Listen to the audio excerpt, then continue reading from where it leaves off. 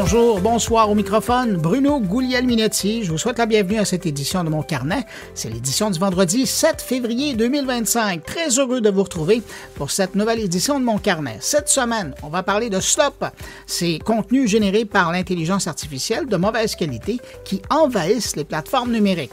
On va parler d'un tout nouveau réseau social québécois, Club, qui vient d'être lancé. On parle d'une nouvelle offre télé, c'est Fizz qui lance Fizz TV. Montréal accueillera les 26 et 27 février l'Entertain AI, un grand rendez-vous sur l'intelligence artificielle et les industries créatives. On va parler avec un des organisateurs. Et puis, je vais vous présenter un témoignage de quelqu'un qui a décidé d'utiliser l'IA pour se faire du bien et pour s'aider avec sa santé mentale. Du côté de mes collègues, il y a Stéphane Berthomet qui nous parle de l'actualité de Spotify. Stéphane Ricoul poursuit sa réflexion sur l'économie. Et puis Jean-François Poulain nous parle de ludification avec son invité. Mais avant tout ça, évidemment, on ira faire un tour à Paris pour retrouver Jérôme Colombin et parler de cette fameuse grande semaine de l'IA qui débute à Paris. Alors voilà pour le programme de cette édition de Mon Carnet. Maintenant, permettez-moi de saluer 5 auditeurs. Salutations toutes particulières cette semaine à Ghislain Couteau, Denis Boucher, Bernard Lacasse, Gérald Vernet et Jacques Paquin. Merci à vous 5 pour votre écoute et puis merci à vous que je n'ai pas nommé, mais qui m'accueillez présentement entre vos deux oreilles. Je suis très heureux d'être avec vous en ce moment et puis surtout, je vous souhaite une excellente écoute. Allez, direction Paris pour rejoindre Jérôme Colombin pour notre échange de la semaine.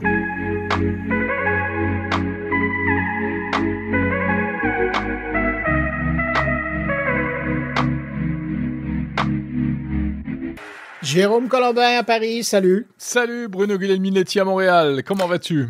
Ben bien, et surtout, là, je suis en train de m'en faire pour toi parce que, écoute, c'est une question de jours, sinon d'heures, au moment où les gens écoutent. Le sommet de l'IA, c'est bientôt, et déjà, tu es dans le off-sommet de l'IA, là. Ah ouais, ça y est, là, on ne parle que de ça en ce moment, le sommet de l'IA. Ça s'appelle exactement le sommet pour l'action de l'IA, ou pour l'action sur l'IA. Tu vois, c'est une manière de dire que... Ils sont pas certains encore. Non, c'est moi qui n'étais pas certain. Non, c'est le sommet pour l'action sur l'IA. Et c'est important. Le choix des mots est important parce que l'idée, c'est un peu de dire, voilà, il y a de l'IA. On n'est pas forcément, nous, les Européens et les Français, les plus en avance dans ce domaine, mais on a quand même un mot à dire et on veut faire entendre notre voix. Donc c'est un peu ça le truc, quoi. Mais Jérôme, quand tu regardes ça là, d'un recul, parce que ça avait été annoncé il y a quand même un moment, as-tu toujours l'impression que, je présume, parce qu'à l'époque on le voyait comme ça, as-tu l'impression que c'est d'abord et avant tout une opération de relations publiques de la France? Oui, très clairement, il y a de ça, hein, si tu veux. Ça émane d'un comité qui est rattaché à la présidence de la République, qui s'appelle, je sais plus exactement comment, mais voilà, l'organisme, le conseil, etc. pour l'intelligence artificielle, qui organise ce sommet. L'idée, bien sûr, c'est de montrer, de sortir les muscles, de montrer un peu ce qu'il est possible de faire, et puis que ça fasse du bruit médiatique. Donc, on fait venir tout le monde, Sam Altman, Elon Musk est invité, mais à l'heure où on enregistre, je ne sais pas s'il viendra ou pas. En plus, ce serait un peu paradoxal parce qu'en même temps, Elon Musk, c'est le grand méchant loup, hein, vu de chez nous aujourd'hui, vu de beaucoup d'endroits. D'ailleurs, je crois que chez vous, c'est un peu pareil. Ouais. Mais donc, c'est une grosse entreprise de relations publiques. Il faut rappeler malgré tout que c'est pas tout à fait une première parce que c'est les Britanniques qui avaient initié ça en 2023. Ouais. Exactement. Et ça avait fait beaucoup de bruit. On s'était dit, waouh, ils prennent le dossier de l'IA, ils prennent le taureau par les cornes, ils sont quand même forts, ces Anglais, etc. Donc c'est un petit peu la continuité. Et je ne sais pas trop, à l'heure où on se parle, ce qui va en ressortir de ce sommet, pour tout te dire. Mais de toute façon, exactement, puis c'est important de le dire, à l'heure où on se parle, il est trop tôt pour en parler. Sauf que, parallèlement, puis c'est un peu de ça que je veux t'entendre parler, il y a des choses qui se passent. Il y a énormément il y a des satellites autour de cet événement-là. Là. Oui, écoute, pour ne rien te cacher, je reçois tous les jours par mail des communiqués pour m'annoncer qu'il va y avoir telle conférence, telle assemblée plénière, telle présentation, etc. Mais d'ailleurs, la fin de semaine en est pleine. Moi, je regardais des gens qui font partie des délégations. Ils ont leur agenda plein le samedi, dimanche. Ah oui, non, il y a plein de trucs à faire. Bon, très franchement, c'est pas sans familiarité, mais on va dire c'est pas hyper sexy comme on dit chez nous en termes journalistiques. C'est-à-dire, c'est pas des trucs super attirants. C'est très très business d'abord, et c'est pas très novateur. Ça fait un peu voilà, il faut parler d'IA cette semaine. Alors on se met autour d'une table et puis on va parler d'IA. Moi, j'attends de voir s'il y aura vraiment des annonces en termes de technologie, pourquoi pas. Et puis peut-être des annonces politiques également, hein. Et ça, ce sera plutôt en début de semaine prochaine. Cela dit, il y a déjà quelques petites choses intéressantes. Il y a, par exemple, à l'occasion du sommet de l'IA, la société Mistral AI, qui est un peu notre pépite, notre pépite en matière d'IA. DeepSeek à vous. Voilà, qui vient de lancer son chat qui s'appelle Le Chat sous forme d'application mobile. Mais bon, ils arrivent après tout le monde, hein. Il y a déjà l'appli d'OpenAI, il y a déjà l'appli d'Anthropic. Voilà, il y a aussi en plus maintenant l'appli de Le Chat. Et puis, il y a d'autres choses qui n'ont rien à voir, mais qui sont pas inintéressantes au niveau européen. Et par exemple, cette semaine, il y a un truc qui a pris un petit coup d'accélérateur. C'est une initiative qui s'appelle Open Euro LLM. Et en fait, pour faire court, c'est un petit peu si on peut dire, la réponse européenne au projet Stargate américain, en fait. Mais pas avec les mêmes budgets. Pas avec les mêmes budgets, en effet. Là, si tu m'attaques tout de suite sur les gros sous, on va passer pour des rigolos. Puisque, en effet, Stargate, voilà, on est à 500 milliards de dollars. Hein. Enfin, non, on n'y est pas d'ailleurs, hein, parce que c'est ce qui a été annoncé. Mais c'est d'abord 100 milliards, oui. Pardon. Et puis après, le reste de la balance dans les 5 ans qui suivent. Voilà. Et puis, en plus, ils n'ont à ce jour que, je crois, à la moitié, ils ont que 50 milliards dans les caisses. Bref, nous, le projet Open Euro LLM, écoute, alors, l'objectif, c'est d'arriver à 52 millions. Donc, effectivement, c'est 10 fois moins. Mais c'est pas ça le problème, en réalité. Ok, les gros sous, c'est bien, les Américains feront toujours mieux. Mais là, c'est la démarche qui est intéressante. Il s'agit vraiment d'essayer de créer, en fait, une famille de ce qu'on appelle des grands modèles de langage de fondation qui seront utilisés. Alors, et ce sera vraiment européen. Déjà, ce sera fait pour tourner sur des supercalculateurs européens et avec on va dire les valeurs de l'Union européenne et avec les datas de l'Union européenne. Donc, c'est là où ça devient intéressant, si tu veux. Tout ça, évidemment, basé sur l'open source. Et ça aussi, je trouve que c'est une démarche qui est intéressante. C'est que l'open source, on a l'impression que c'est l'arme du pauvre, ou en tout cas, c'est l'arme du challenger, quoi, l'open source. Ouais, mais ce que je trouve intéressant, c'est que là, vous êtes vraiment en train de mettre en place une solution. Tu sais, ça fait longtemps qu'en Europe, on parle de souveraineté numérique, mais là, vous êtes à 2 pieds dedans, là, avec ça. Exactement, c'est la démarche. Alors bon, je sais pas trop ce que ça donnera pour l'instant, mais ça réunit beaucoup d'universités, d'entreprises. Il y a aussi l'Union européenne qui est dedans, etc. Donc au moins c'est en route. Mais maintenant, tu sais, chat est chaud et craint l'eau froide, et on a déjà eu des projets européens, on voulait faire un Google européen. Non, je pense pas à Lucie. Non, Lucie, c'était le petit modèle d'IA dont on a parlé la semaine dernière, mais on va pas revenir sur cet incident. Non, mais on a eu des velléités de faire un Google européen, le GPS européen, il existe en revanche, hein, et c'est plutôt une réussite. Donc c'est Galiléo, hein. C'est Galiléo, tout à fait. Donc voilà, on baigne dans l'IA en ce moment et on attend de voir ce qui va en sortir. Mais je veux quand même t'entendre sur un autre aspect de l'IA en Europe, puis en France particulièrement, c'est que quand je te parlais d'une grande campagne de relations publiques, c'est vrai pour la France vers le monde, mais c'est aussi vrai pour le gouvernement vers sa population. Parce que les derniers chiffres qui sont sortis par rapport à la confiance des Français par rapport à l'IA, on n'est pas encore rendu à quelque chose de vraiment impressionnant. Tu as tout à fait raison. Et d'ailleurs, moi, j'ai fait un édito sur Monde Numérique à ce sujet-là, parce que je pense que le vrai point clé dans cette histoire-là, c'est la confiance. Il y a un sondage, c'est peut-être à ça que tu fais allusion, qui date d'il y a quelques mois et qui montre que 79% des Français n'ont pas confiance dans l'IA, ont même peur de l'intelligence artificielle. Et ça peut s'expliquer parce que, alors, il y a des risques réels. Toi et moi, on en parle très souvent. Mais il y a aussi tout un discours médiatique qui est pas optimiste, qui est pas joyeux, sous prétexte de vouloir éveiller les consciences, alerter sur les risques potentiels. Eh ben, quand tu écoutes les médias généralistes, t'as l'impression que l'IA c'est la fin du monde, quoi. Et ça c'est dramatique, c'est-à-dire qu'on parle beaucoup plus. Oui, c'est très rabat-joie. On parle plus des problèmes, des biais et autres que des perspectives, alors que les perspectives, qu'elles soient économiques ou même en termes d'émancipation de l'être humain, enfin, toi comme moi, on est convaincu que ça va apporter beaucoup de choses. Donc voilà, je pense qu'il y a vraiment l'équation, elle est là.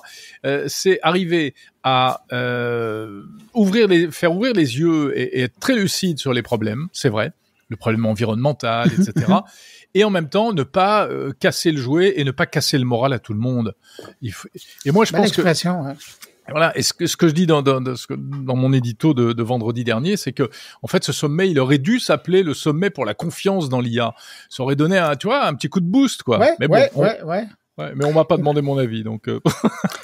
C'est une question de temps. Hein. Je suis sûr que la prochaine édition, ça sera ça. Mais écoute, je veux juste te dire que les Français sont quand même moins craintifs ou préoccupés par l'IA que les Québécois, parce qu'il y a un sondage qui est sorti cette semaine qui vient de l'Université Laval et qui dit que 9 internautes sur 10 qui connaissent les outils d'IA sont préoccupés. Évidemment, à différents niveaux et concernant différentes choses. Mais écoute, c'est dans l'air du temps parce que exactement pour les mêmes raisons que tu dis, disons que l'image de l'IA en prend pour son mal. Puis quand tu parles avec des gens qui l'utilisent, comme nous, mais aussi dans des entreprises, tu vois que les gens ils trouvent leur intérêt puis ils font des gains avec ça. Mais bon, à ce qu'on ne connaît pas ou à ce qu'on utilise plus ou moins bien, on peut être craintif. Ouais. Mais préoccupé, c'est sain, effectivement, d'être préoccupé. Toi et moi, on est préoccupés aussi par ces choses-là, même si on. Toi, tu passes tes journées à être préoccupé. Ah, moi, je suis très préoccupé. Le matin, je me lève, je suis préoccupé. Mais bon, qu'est-ce que tu fais? On vit avec, hein? Oui. Ça, c'est plus ta conjointe. Nous, on est tranquille. Tu parles de quoi cette semaine? Alors, cette semaine, écoute, moi, j'emmène mes auditeurs très, très loin, en Chine. T'as vraiment du budget, toi. Hein? Pouf, La maison ne recule devant aucun sacrifice. Parce que je t'apprendrai pas qu'il se passe des choses en Chine. Hein. On l'évoquait la semaine dernière, et notamment DeepSeek. Donc, écoute, j'ai la chance d'être entré en contact avec une journaliste chinoise et qui, en plus, est passée par la France pendant 1 an ou 2 et elle parle parfaitement bien français. Et donc, elle me raconte DeepSeek, comment le phénomène DeepSeek est vécu en Chine, qu'est-ce que c'est que cette entreprise, comment se porte la tech chinoise, etc.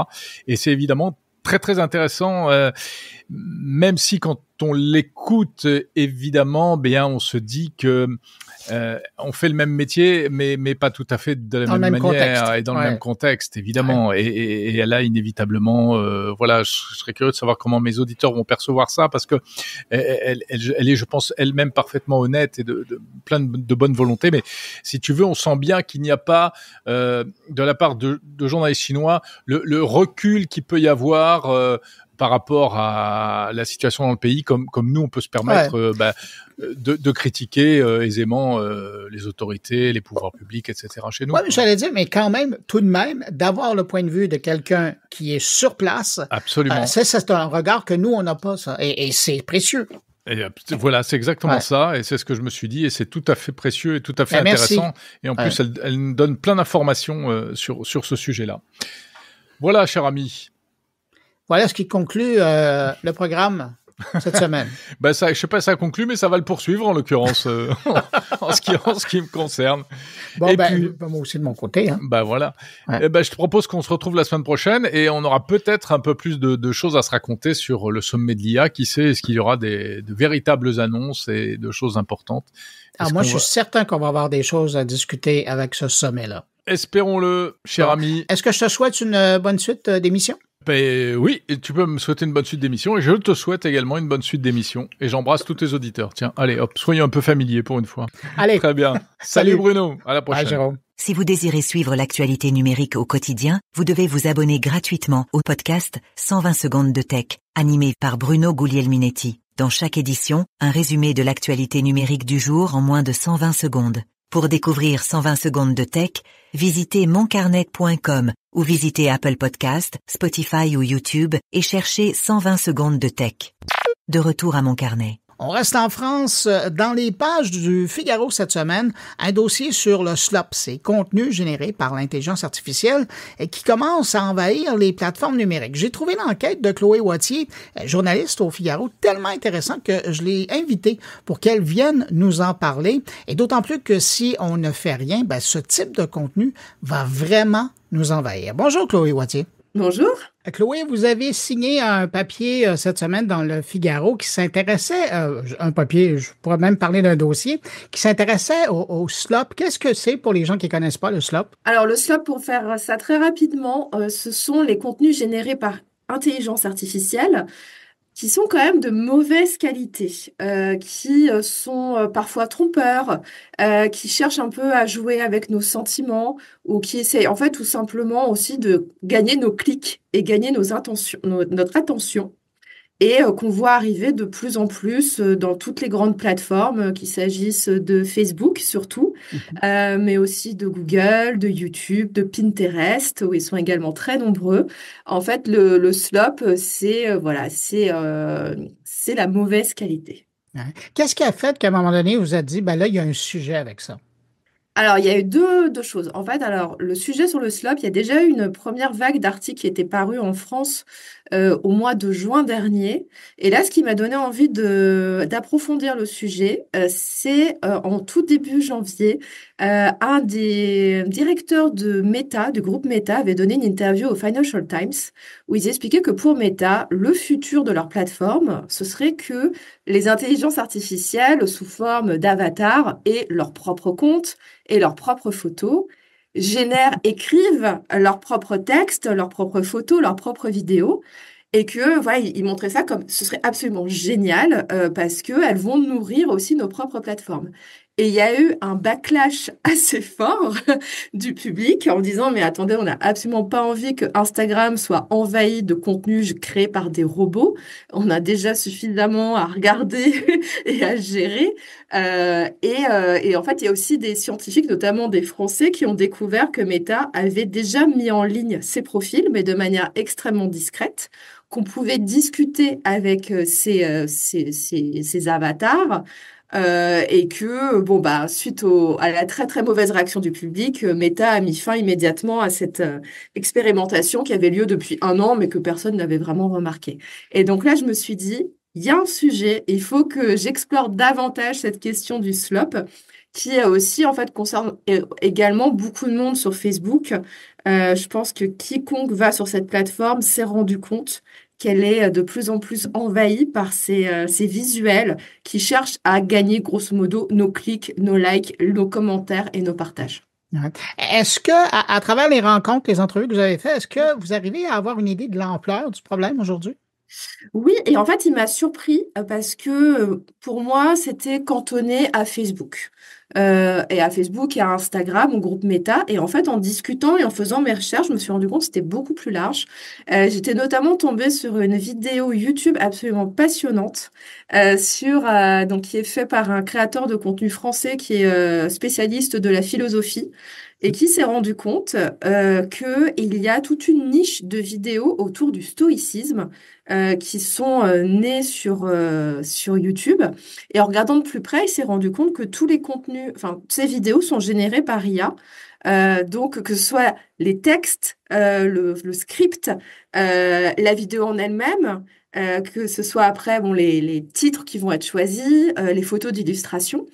Et le grand problème, selon lui, c'est que ces vidéos propagent des faits qui sont faux par rapport au stoïcisme. Donc, un savoir qui n'est pas juste.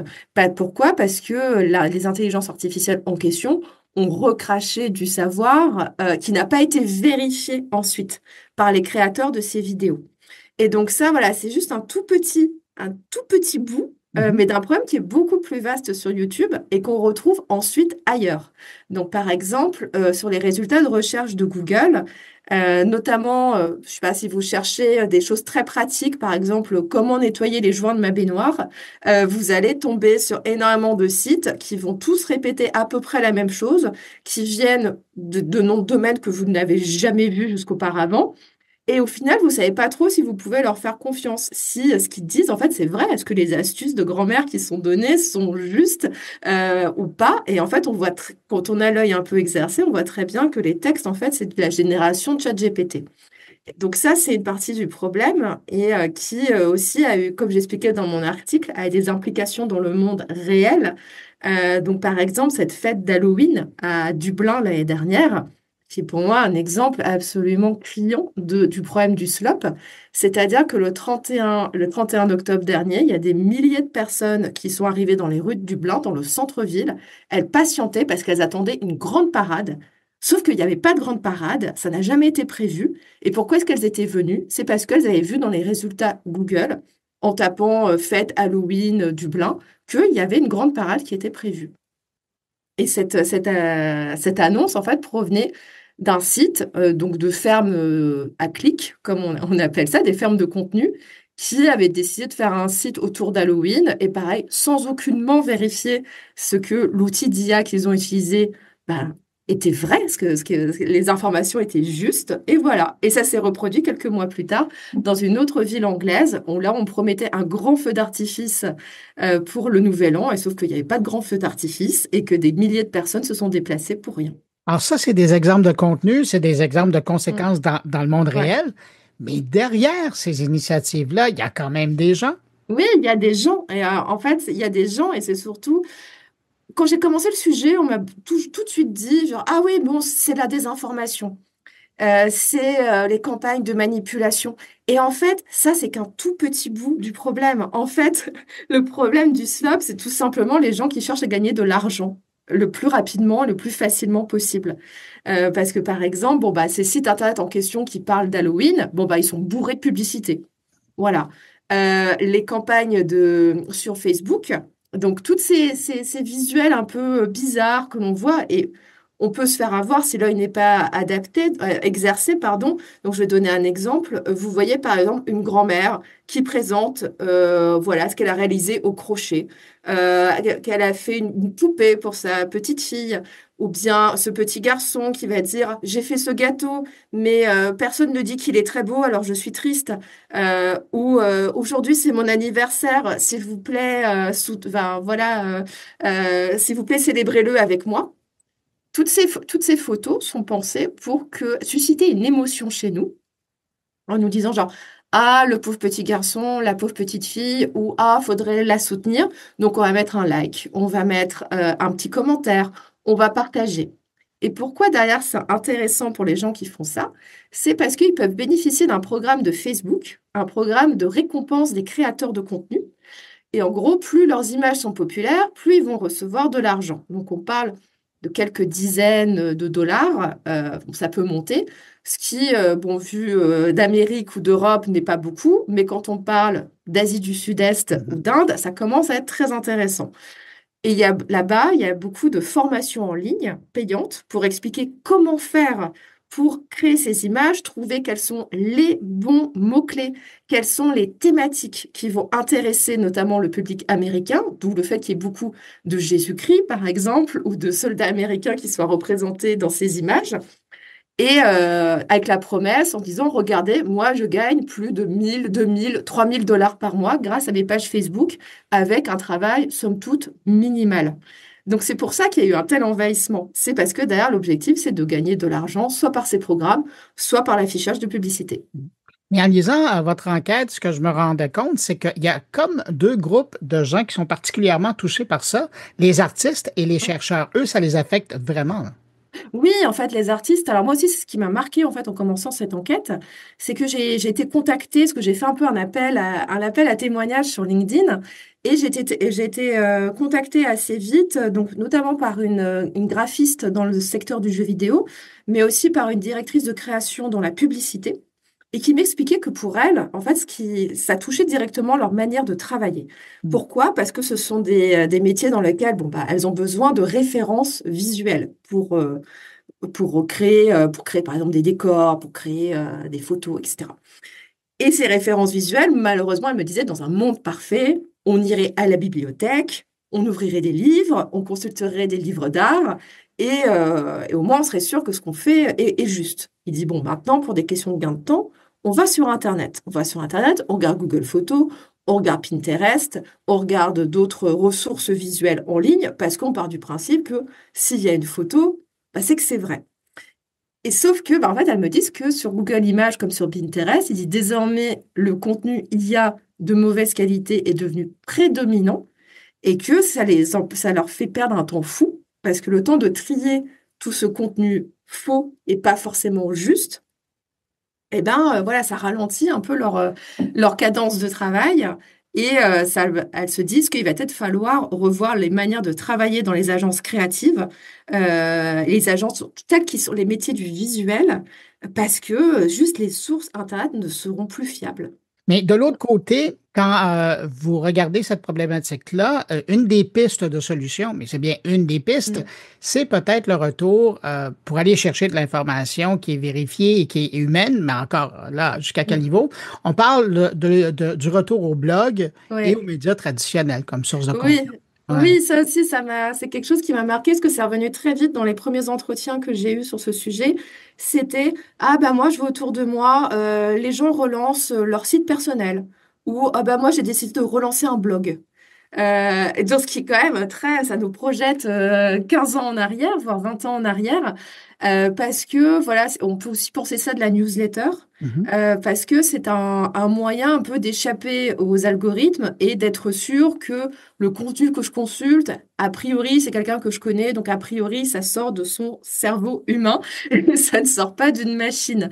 Mais en tout cas, voilà, ce que disaient les experts que j'ai interrogés, c'était qu'il risquait peut-être d'y avoir une réaction de rejet du public en se disant, c'est pas possible, j'en ai marre de pas savoir si ce que je vois, si c'est vrai, si c'est faux, si c'est juste, si c'est pas juste. Et donc, je vais peut-être me tourner vers un Internet plus petit, plus resserré, plus communautaire, j'ai envie de dire, dont pourraient bénéficier les médias traditionnels, mais aussi, voilà, je me tourne vers un petit réseau d'experts, je me retourne peut-être vers les forums, en tout cas les endroits où j'estime que le savoir collectif humain sera. Et j'évite, comme la peste, tous les endroits où je pense que ça grenouille de contenu IA, de robots qui parlent à des robots, qui commentent les contenus des robots, qui mettent des likes et qui mettent des commentaires. Enfin bref, toute cette sorte de système autogénéré et d'un cycle sans fin où l'humain a totalement disparu. À la fin de cette enquête-là, Chloé, est-ce que ça a changé votre façon de percevoir ce qu'était du cela? Parce que vous êtes plus curieuse maintenant de passer à travers ces textes-là pour voir comment ils sont en train de travailler, ou est-ce que, justement, à l'inverse, vous en avez trop vu et là, vous évitez ça comme la peste? Alors, j'avoue que sur certains aspects du SLOP, moi, j'étais passée au travers. Par exemple, tout ce qui était les images Facebook, les visuels de mauvaise qualité, ça, j'avoue, je l'avais pas vu sur mes propres fils. Par contre, j'ai vu beaucoup de gens en parler. Donc, pareil sur les vidéos YouTube, on va dire qui exploitent des niches, ça aussi, j'y ai échappé. Et c'est vrai que il y a beaucoup de personnes qui sont totalement passés à côté de ce phénomène parce que ils fréquentent, on va dire, un Internet qui n'est pas concerné par ce problème. Mais par contre, dès qu'on parle d'un Internet peut-être beaucoup plus grand public, là, ça commence à s'infiltrer doucement et sûrement. Et la question qui revenait, quelque chose qui revenait beaucoup dans mes entretiens, c'était qu'est-ce que ça va dire plus tard, en fait, de notre confiance dans ce qu'on lit sur Internet, dans la confiance dans les contenus, dans les vidéos, dans les articles, dans les vidéos. Est-ce que tout sera faux par défaut? Et en fait, ça nous emmène très loin dans les réflexions un peu de limite philosophiques, mais je pense que c'est des questions qui sont essentielles à se poser sur est-ce qu'il faudrait pas, comme on a combattu le spam et qu'on continue de combattre le spam, est-ce qu'il ne faudrait pas aussi combattre le slop et que les grands acteurs de l'Internet mettent en place, d'une manière ou d'une autre, de sortes de filtres pour dire, ou en tout cas, ce qui serait bien, c'est à minima de mettre en place des filigranes, des alertes pour dire, attention, ce contenu n'est pas humain, ce contenu a été créé par une intelligence artificielle. Ce qui permettrait déjà aux internautes de commencer un peu à s'éduquer, d'éduquer leur regard. Parce que rien qu'une image générée par IA, ça commence à devenir de plus en plus difficile, mais ceux qui suivent cette évolution depuis son démarrage il y a à peu près 2 ans, 3 ans, ont éduqué leur regard. On sait les reconnaître. Mais ceux qui ne savent pas, c'est très difficile. Et quand ils te demandent, mais comment tu vois que c'est généré par IA? On dit, tu vois, le grain, c'est pas l'image, c'est un peu lisse. C'est très difficile d'expliquer qu'est-ce qui fait que notre œil dit, là, il y a un problème. En tout cas, chose certaine, votre enquête remet de l'avant l'importance des médias traditionnels. Oui. Et puis, juste le fait, de par leur importance pour amener les faits en général, mais encore plus pour aller voir ce qu'il y en est du slop et de ce genre de phénomène. Chloé Wautier, vous êtes rédactrice en chef au Figaro Économie. Particulièrement, moi, ce que j'aime bien vous suivre, évidemment, c'est dans la rubrique Médiathèque. Merci d'avoir pris du temps de répondre à mes questions. Puis j'invite les gens à aller prendre le temps de lire un vrai article écrit par une vraie personne. Et par un cerveau humain. Et puis, je vais mettre l'hyperlien dans la description de l'épisode. Merci beaucoup, Chloé. Merci à vous.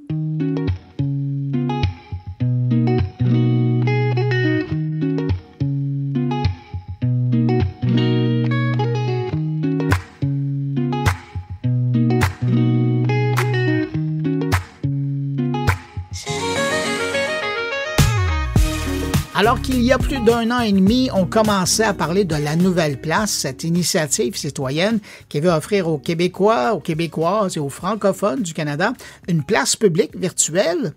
Eh bien, 1 an plus tard, on en parle toujours, mais on n'a encore rien vu. Mais parallèlement, il y a un groupe d'entrepreneurs québécois qui lui a décidé de réagir, et réagir vite en plus, en voyant tous ces Québécois qui voulaient se retrouver un nouveau lieu de discussion, d'échange, et d'autant plus avec l'actualité récente des États-Unis. Alors cette semaine, j'ai eu vent de cette info et j'ai invité un des cofondateurs de Club, qu'on écrit QLUB, de venir nous en parler. Bonjour Philippe Larose-Cadieux. Bonjour Bruno. Philippe, qu'est-ce que c'est exactement ce nouveau réseau québécois, Club? Bien, on ne se cachera pas, c'est né un peu d'une réponse aux tarifs qui ont été émis par nos grands voisins américains. Nous, on œuvre dans le marketing là, depuis de nombreuses années. On travaille principalement avec les médias sociaux. Et ça faisait déjà un bout de temps qu'on essaie de trouver une alternative aux géants américains. Et là, M. Trump nous a présenté cette opportunité-là un peu sur un plateau d'argent. Donc, on s'est dit, pourquoi est-ce qu'on ne lancerait pas une plateforme, un réseau social québécois? Et c'est ce qu'on a fait. Donc, avec l'équipe de Marketing Express, on a mis ça sur pied. Puis, on a lancé ça rapidement, je dirais. C'est ça que j'allais dire. Ça n'a pas pris de temps. Non. Depuis quand c'était dans le collimateur? Honnêtement, là, on y pensait depuis longtemps, là, mais c'est vraiment depuis dimanche qu'on a planché là-dessus. On a été très rapide parce qu'on a été capable d'utiliser une solution libre de open source là, qui existait déjà, qui s'appelle Mastodon, qu'on a adapté à nos besoins. Donc, rapidement, on a pu lancer Club à notre image pour permettre justement aux Québécois d'avoir une alternative là, à des grands géants comme Facebook, Twitter et tout ça. Vous le disiez, et c'est très clair lorsque vous en parlez, notamment sur LinkedIn, c'est là où j'ai pris mon information. C'est d'abord sur invitation pour tester la bête, pour, comme dirait Shakespeare, pour fine-tuner les problèmes, les irritants. Mais une fois qu'on est invité, une fois qu'on passe la barrière, qu'est-ce qu'on voit? À quoi on a accès? C'est quoi le service? Ben, ça ressemble vraiment étrangement beaucoup à ce que Twitter était avant. Donc, X maintenant, là, si on recule en arrière là, au tout début de la plateforme, quand il n'y avait pas d'algorithme, quand il n'y avait pas de machine derrière qui vendait de la publicité, là, ça ressemble à ce qu'étaient les médias sociaux avant, on pourrait dire. Là. Donc, c'est vraiment basé sur l'aspect chronologique, beaucoup de flexibilité pour les utilisateurs pour qu'ils puissent suivre les gens avec qui ils veulent interagir. Comme je disais, il n'y a pas d'algorithme, il n'y a pas personne qui va vous pousser un message que vous ne voulez pas voir. Là. Donc, c'est vraiment une plateforme qui ressemble à ce qu'on avait en termes de produits au niveau des médias sociaux quand ça a commencé. Au niveau de l'interface, c'est aussi à l'image de ce qu'il y avait à l'époque? Ça ressemble beaucoup, oui, à l'ancien Twitter, là, pour ceux qui sont nostalgiques là, et ceux qui sont retournés sur Blue Sky récemment aussi. Là, ça ressemble beaucoup. Évidemment, l'interface est très épurée. Là. Nous, ce qu'on veut mettre l'accent, c'est au niveau du contenu. Là.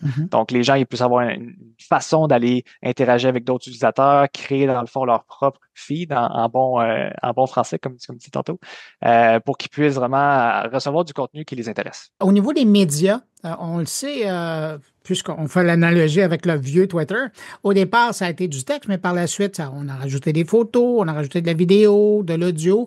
Comment ça se passe chez vous? Est-ce que vous commencez d'abord uniquement du texte ou est-ce qu'il y a déjà un aspect multimédia, pour utiliser un vieux mot? Oui, tout à fait. Il y a la possibilité de mettre du contenu photo, donc une photo, plusieurs photos, vidéo, audio aussi, et faire des sondages, des polls qui appellent. Le Donc, poke. vraiment, ouais, multimédia, puis aussi, on peut faire des publications qui sont publiques, d'autres qui sont privées. Donc, l'aspect message privé est aussi. Ben, j'allais vous demander, est-ce que vous avez, parce que c'est pas tout le monde qui l'offre là, maintenant dans le paysage, est-ce que vous avez cet aspect de messagerie privée? Oui, ça s'appelle, dans le fond, des mentions privées. Donc, c'est des mentions qui s'adressent à des conversations qui sont privées pour certains utilisateurs. C'est pas des conversations qui sont encryptées, par contre, il faut faire attention, là. Donc, pas de divulgation d'informations personnelles ou rien à travers la plateforme de toute manière, là. Mais il y a la possibilité d'envoyer des messages à ses amis là, similaires, qui ressemblent un peu à ce qu'on retrouve sur les autres plateformes. Donc, pour faire une vieille analogie, on écrit ce qu'on écrirait sur une carte postale. Oui, c'est une bonne pratique, effectivement. Qui vous espérez attirer comme utilisateur? Club, vous l'aurez deviné avec le nom, là, vraiment s'adresse aux Québécois. Même qu'on a fait le choix de le faire seulement en français. Ce qui est dans le fond, il n'y a pas d'option de traduction dans la plateforme. L'interface est disponible qu'en français. Donc, ça s'adresse vraiment aux francophones québécois. Oui. C'est pas à la mode pour les entrepreneurs technologiques de faire des produits qui se limitent à un marché, comparé au restant du monde. Le Québec, ça reste un petit marché, là. Ben, c'est très localisé. Exactement. L'idée, c'est d'offrir un outil local pour que les gens puissent se parler entre eux. Et vraiment ramener, dans le fond, cet aspect-là de conversation, de proximité là, pour que les Québécois aient une alternative. Là, évidemment, on est au début, mais est-ce que vous voulez faire de la place aux médias? Est-ce que vous voulez faire de la place, parce qu'on le sait, hein, c'est dépendamment des plateformes, il y en a des professions qui ont quitté parce qu'ils trouvaient les temps difficiles sur certaines plateformes, ils se retrouvent sur d'autres. Est-ce qu'il y a des gens que vous espérez qui vont adopter votre plateforme? Oui, j'espère que tout le monde va pouvoir l'utiliser un peu à sa manière. Dans le sens que là, on a déjà commencé à voir des entreprises qui se créent des comptes dans le club et des particuliers, évidemment. Là. Mais j'ai hâte de voir, par exemple, justement, des médias qui vont pouvoir utiliser cette plateforme-là parce qu'on le sait, au Canada, c'est un peu plus difficile là, pour les médias à travers certaines plateformes. Donc, vraiment, que chacun ait la possibilité d'aller diffuser son contenu, là, c'est vraiment ça qu'on vise avec Club. Alors, si vous lancez une invitation aux gens qui nous écoutent, ça veut dire que par où ils peuvent passer, qu'est-ce qu'ils doivent espérer, combien de temps ils devront patienter, à quoi ça ressemble? Bien, on veut bouger assez rapidement. Donc là, vous l'avez compris, là, c'est très, très. Ça ne nous a pas pris beaucoup de temps de développer la solution et la déployer. Donc là, on voulait s'assurer avec le mode sur invitation seulement qu'on est capable de soutenir la demande. En ce moment, ça se passe bien.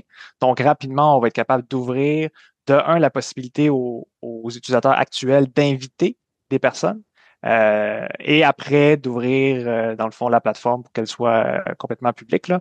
Mais au cours là, des prochains jours, prochaines semaines, là, on devrait y arriver. Là, tout dépendamment de la demande puis comment on est capable de gérer l'achandage sur la plateforme. Ça commence en version web? Oui, pour l'instant, c'est en version web. L'application s'en vient sur iOS et sur Android, étant donné que c'est basé sur Mastodon, comme je disais tantôt, là, qui est une technologie qui a déjà, dans le fond, ces codes sources-là qui sont disponibles. Oui, qu'on peut utiliser pour développer ces applications-là. On y va par étapes, par contre, là, donc la version web qui peut être utilisée comme une application là, pour les gens qui ont un iPhone ou qui utilisent Android peuvent utiliser dans le fond la fonction pour faire un raccourci sur la page d'accueil. Donc c'est comme ça que moi je l'utilise sur mon téléphone, puis les gens que je connais dans mon entourage, je leur ai fait télécharger aussi là. Mais évidemment, éventuellement, ils vont avoir la possibilité d'utiliser le Play Store ou l'Apple Store pour aller chercher l'application. Comme vous avez pris l'approche de Mastodon pour développer votre plateforme, est-ce que ça veut dire qu'à partir d'un autre réseau, il serait possible de s'abonner et de publier et de voir des publications de chez vous? Oui, tout à fait. Dans le fond, c'est les mêmes fonctionnalités, dans le fond, avec le fait divers, comme tu as mentionné au niveau Mastodon. On a un petit peu, réduit le nombre de fonctionnalités qui sont affichées dans le club parce que c'est quand même assez compliqué à comprendre là, pour les gens qui sont un petit peu plus néophytes. Là, donc, vous l'avez simplifié. On a un petit peu simplifié l'interface. Les fonctionnalités sont toujours présentes pour s'assurer que les gens ils comprennent bien comment utiliser l'outil. Évidemment, on pourra le modifier éventuellement là, pour bénéficier de toutes les fonctionnalités que Mastodon offre dans son écosystème. Là. Mais pour l'instant, on a vraiment simplifié pour que ce soit le plus facile, pour que les gens puissent comprendre, s'approprier l'outil, qu'on crée l'achandage, qu'on crée l'utilisation après, on va pouvoir ouvrir certaines fonctionnalités pour dire il y a d'autres choses qui existent, d'autres serveurs, là, mais ça, c'est un peu plus complexe là, à comprendre pour le commun des mortels. Philippe, en terminant, si on veut rêver là, et on veut mettre toutes les chances de notre côté, qu'est-ce qu'on fait pour avoir une invitation? Est-ce qu'on va mettre notre nom sur une liste d'attente? Est-ce qu'on lance des cris d'appel sur les différents réseaux sociaux en espérant que quelqu'un va nous entendre? Vous pouvez m'envoyer un courriel. Donc, c'est comme ça qu'on a fait au début. Écrivez-moi un courriel directement, bonjour à commercialmarketing.express. C'est juste une façon pour moi de limiter, dans le fond, le nombre de personnes qui peuvent s'inscrire. Mais très rapidement, là, vous allez voir sur les réseaux, les gens vont partager des invitations, vous allez pouvoir les rejoindre. Ils vont sûrement vous inviter à pouvoir les suivre pour pouvoir commencer leur profil. Là. Mais dans tous les cas, si vous voulez le faire, écrivez-moi. Il y a déjà des gens qui m'ont écrit là, ce matin, là, plusieurs personnes même. Mais ça me fait plaisir de vous donner le lien. Bien, Philippe Larose-Cadieux, je rappelle, vous êtes cofondateur de Club. Vous êtes 3, si je ne me trompe pas. Oui, exactement. Alors, merci, puis félicitations pour cette nouvelle alternative québécoise. Et puis, on souhaite longue vie à ce nouveau réseau. Merci beaucoup. Au revoir.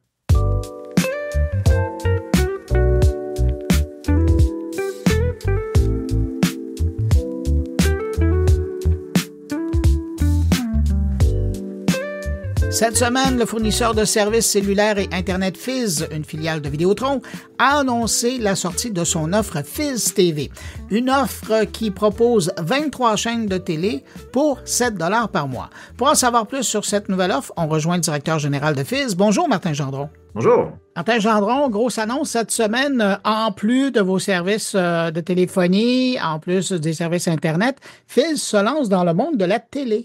Et voilà, oui, c'était un service qui était sur la table depuis un certain temps. Notre clientèle nous en parlait. Donc, on est très fiers de ce lancement-là cette semaine. Pour l'instant, c'est offert qu'au Québec, en combinaison avec nos services Internet. Donc, il faut garder en tête qu'il y a encore, étonnamment, 70% et plus des gens qui sont encore abonnés à un service TV de diffusion des chaînes que l'on connaît. Donc, définitivement, une grosse portion de notre clientèle Fizz recherche ce type de service-là. Que ça soit très clair dans la tête de tout le monde, donc pour bénéficier, pour utiliser votre service, il faut d'abord être un client de Fizz. Il faut être un client Internet de Fizz, exactement. Sans rentrer là, dans tout le détail là, technique, là, mais de la façon que le service doit être livré, c'est sur le réseau de Fizz, donc il faut être client Internet aujourd'hui. Qu'est-ce que vous diriez qui distingue l'offre de Fizz TV de tout ce qui existe maintenant au Québec? Parfait. Bruno, je vais nous ramener un petit peu là, à l'ADN, si je peux dire ainsi, de Fizz, qui est très axé sur la simplicité, mais la flexibilité aussi. Là. Les clients, dans le fond, nous disent on veut payer pour ce qu'on a réellement besoin. On n'a pas envie d'avoir des gros forfaits avec des systèmes, des fois qu'on n'a pas nécessairement de besoin. Ça, c'est le positionnement de Fizz depuis le début. L'autonomie aussi. Donc, le client, dans le fond, peut aller en ligne, choisir ses chaînes, bâtir son forfait, le changer à chaque mois de façon autonome, directement à partir du site de fizz.ca. Aussi, on essaie naturellement toujours de garder des prix excessivement compétitifs et d'offrir, dans le fond, on disait avec nos clients Internet, une solution pour s'abonner à la télévision, à un prix très, très raisonnable. Donc, on commence avec un prix d'intro aux chaînes de base, là, donc les grandes chaînes que l'on connaît. De 23 chaînes? C'est ça, les fameuses 23 chaînes là, de la base, là, qui est gérée là, par le CRTC, dont TVA, naturellement, etc., Télé-Québec, Radio-Canada et des chaînes, d'autres grandes chaînes. Donc, pour 7 $, vous avez accès, dans le fond, à une application qui regroupe l'ensemble de ces chaînes-là de façon très simple. Vous le disiez, c'est un prix de lancement de 7 $, mais on imagine que ça ne restera pas à ce prix-là pendant toute l'année. Ça va ressembler à quoi la hausse qui va suivre? Écoutez, ça devrait être quand même assez humble comme hausse. Vous êtes reconnu pour être assez, oui, j'allais dire, agressif, ouais, pour utiliser le terme, dans vos prix. Alors, je présume que ça va rester très, très, très, très bon. Donc, il n'y aura rien de spectaculaire au niveau des hausses. Mais oui, on va travailler là, avec, naturellement, on lance le produit aujourd'hui, un produit qui va évoluer. On aime beaucoup chez Fizz lancer, on a fait un bêta, tu l'avais mentionné toi-même là, dans tes commentaires là, ce matin. Et l'objectif, c'est de continuer à recueillir des commentaires des clients. On a des améliorations qu'on a sur la table. On aime beaucoup notre produit aujourd'hui, mais on a plein d'idées qu'on va réaliser au cours de l'année. Et en fonction de ça, il y aura des petits ajustements tarifaires, mais ça va rester un prix quand même très, très attractif pour nos clients et le marché québécois. Tout à l'heure, quand je vous posais la question à savoir est-ce qu'on doit être un client de chez Fizz, vous me disiez oui du service Internet. Quelqu'un qui aurait uniquement l'abonnement téléphone, est-ce qu'il pourrait accéder au service? J'aurais beaucoup aimé ça, mais malheureusement non. Dans les règles actuelles, ça prend vraiment un abonnement au filaire. Donc, la bande passante, on doit la contrôler. Puis présentement, la façon de le faire, c'est la plus simple, là, sans rentrer dans les technicalités, encore une fois, c'est à travers un service filaire, donc le fameux service fibre hybride que l'on déploie là, auprès de nos clients. Derrière Fizz, dans l'ombre de Fizz, il y a Vidéotron, l'autre entreprise de Québécois qui est dans le même domaine. Est-ce que la nouvelle offre de Fizz TV vient complémenter ou carrément répondre à un service comme celui d'Illico maintenant qui est disponible de façon, j'allais dire, plus ouverte? Oui, c'est ça. Helix, dans le fond, là, ça, c'est le produit de Vidéotron. Un produit quand même assez haut de gamme qui offre un terminal à une clientèle là, très bien établie. Donc, c'est un excellent produit. Maintenant, ce qu'on offre, nous, puis depuis le début, Fizz et Vidéotron travaillent de façon complémentaire. On positionne nos produits de façon différente. On s'adresse à des audiences différentes. Tu connais bien ça. Et par conséquent, l'objectif, c'est d'aller chercher des clientèles qui échappent de part et d'autre.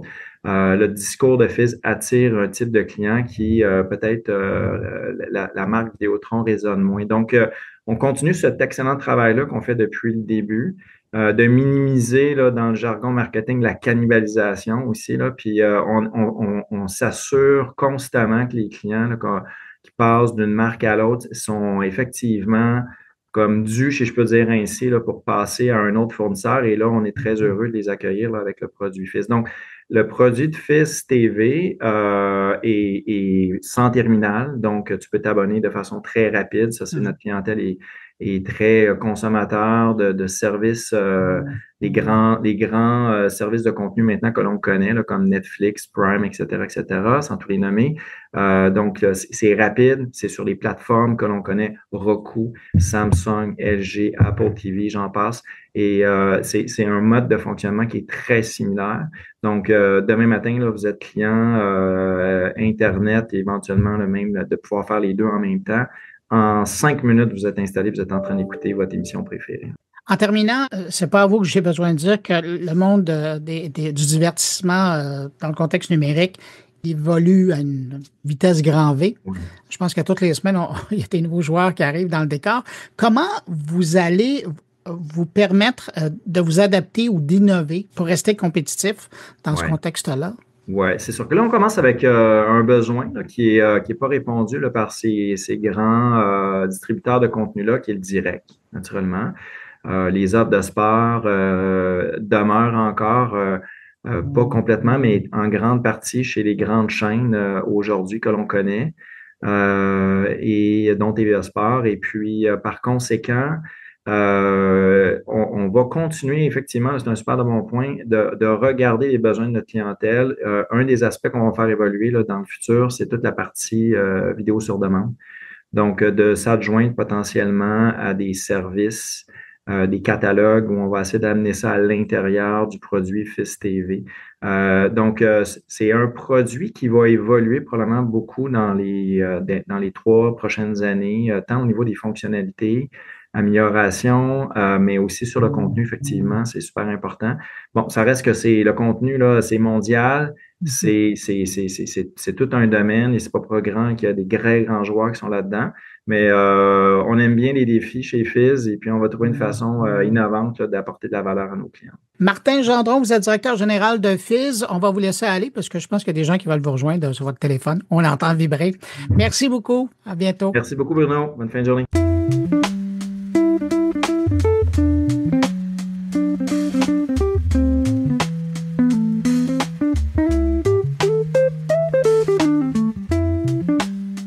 Je le disais tout à l'heure au sommaire, à la fin du mois, Montréal va accueillir au Palais des Congrès l'événement Entertain AI. Un grand rendez-vous sur l'intelligence artificielle et les industries créatives. L'événement devrait réunir, selon les organisateurs, environ 600 personnes issues des milieux artistiques, académiques et gouvernementaux pour discuter de l'impact de l'IA sur la création et la production culturelle. Pour nous parler de cette rencontre, on va aller rejoindre le vice-président développement, stratégie et innovation du collectif Les 7 Doigts, qui est également coprésident d'Entertain AI. Bonjour Alexandre Theodorescu. Salut Bruno. Toujours cool de te parler. Merci d'avoir accepté mon invitation, puis bien heureux que tu trouves ça agréable de me parler. Dis donc, Alexandre, donc, c'est quoi? C'est une 3e édition de AI? Ça a commencé en 2022, si je ne me trompe pas. Exactement. En fait, c'est la 2e édition de la grande conférence de Entertain AI. Et on a eu beaucoup d'événements qu'on appelle des meet-up entre le lancement en 2022 et aujourd'hui.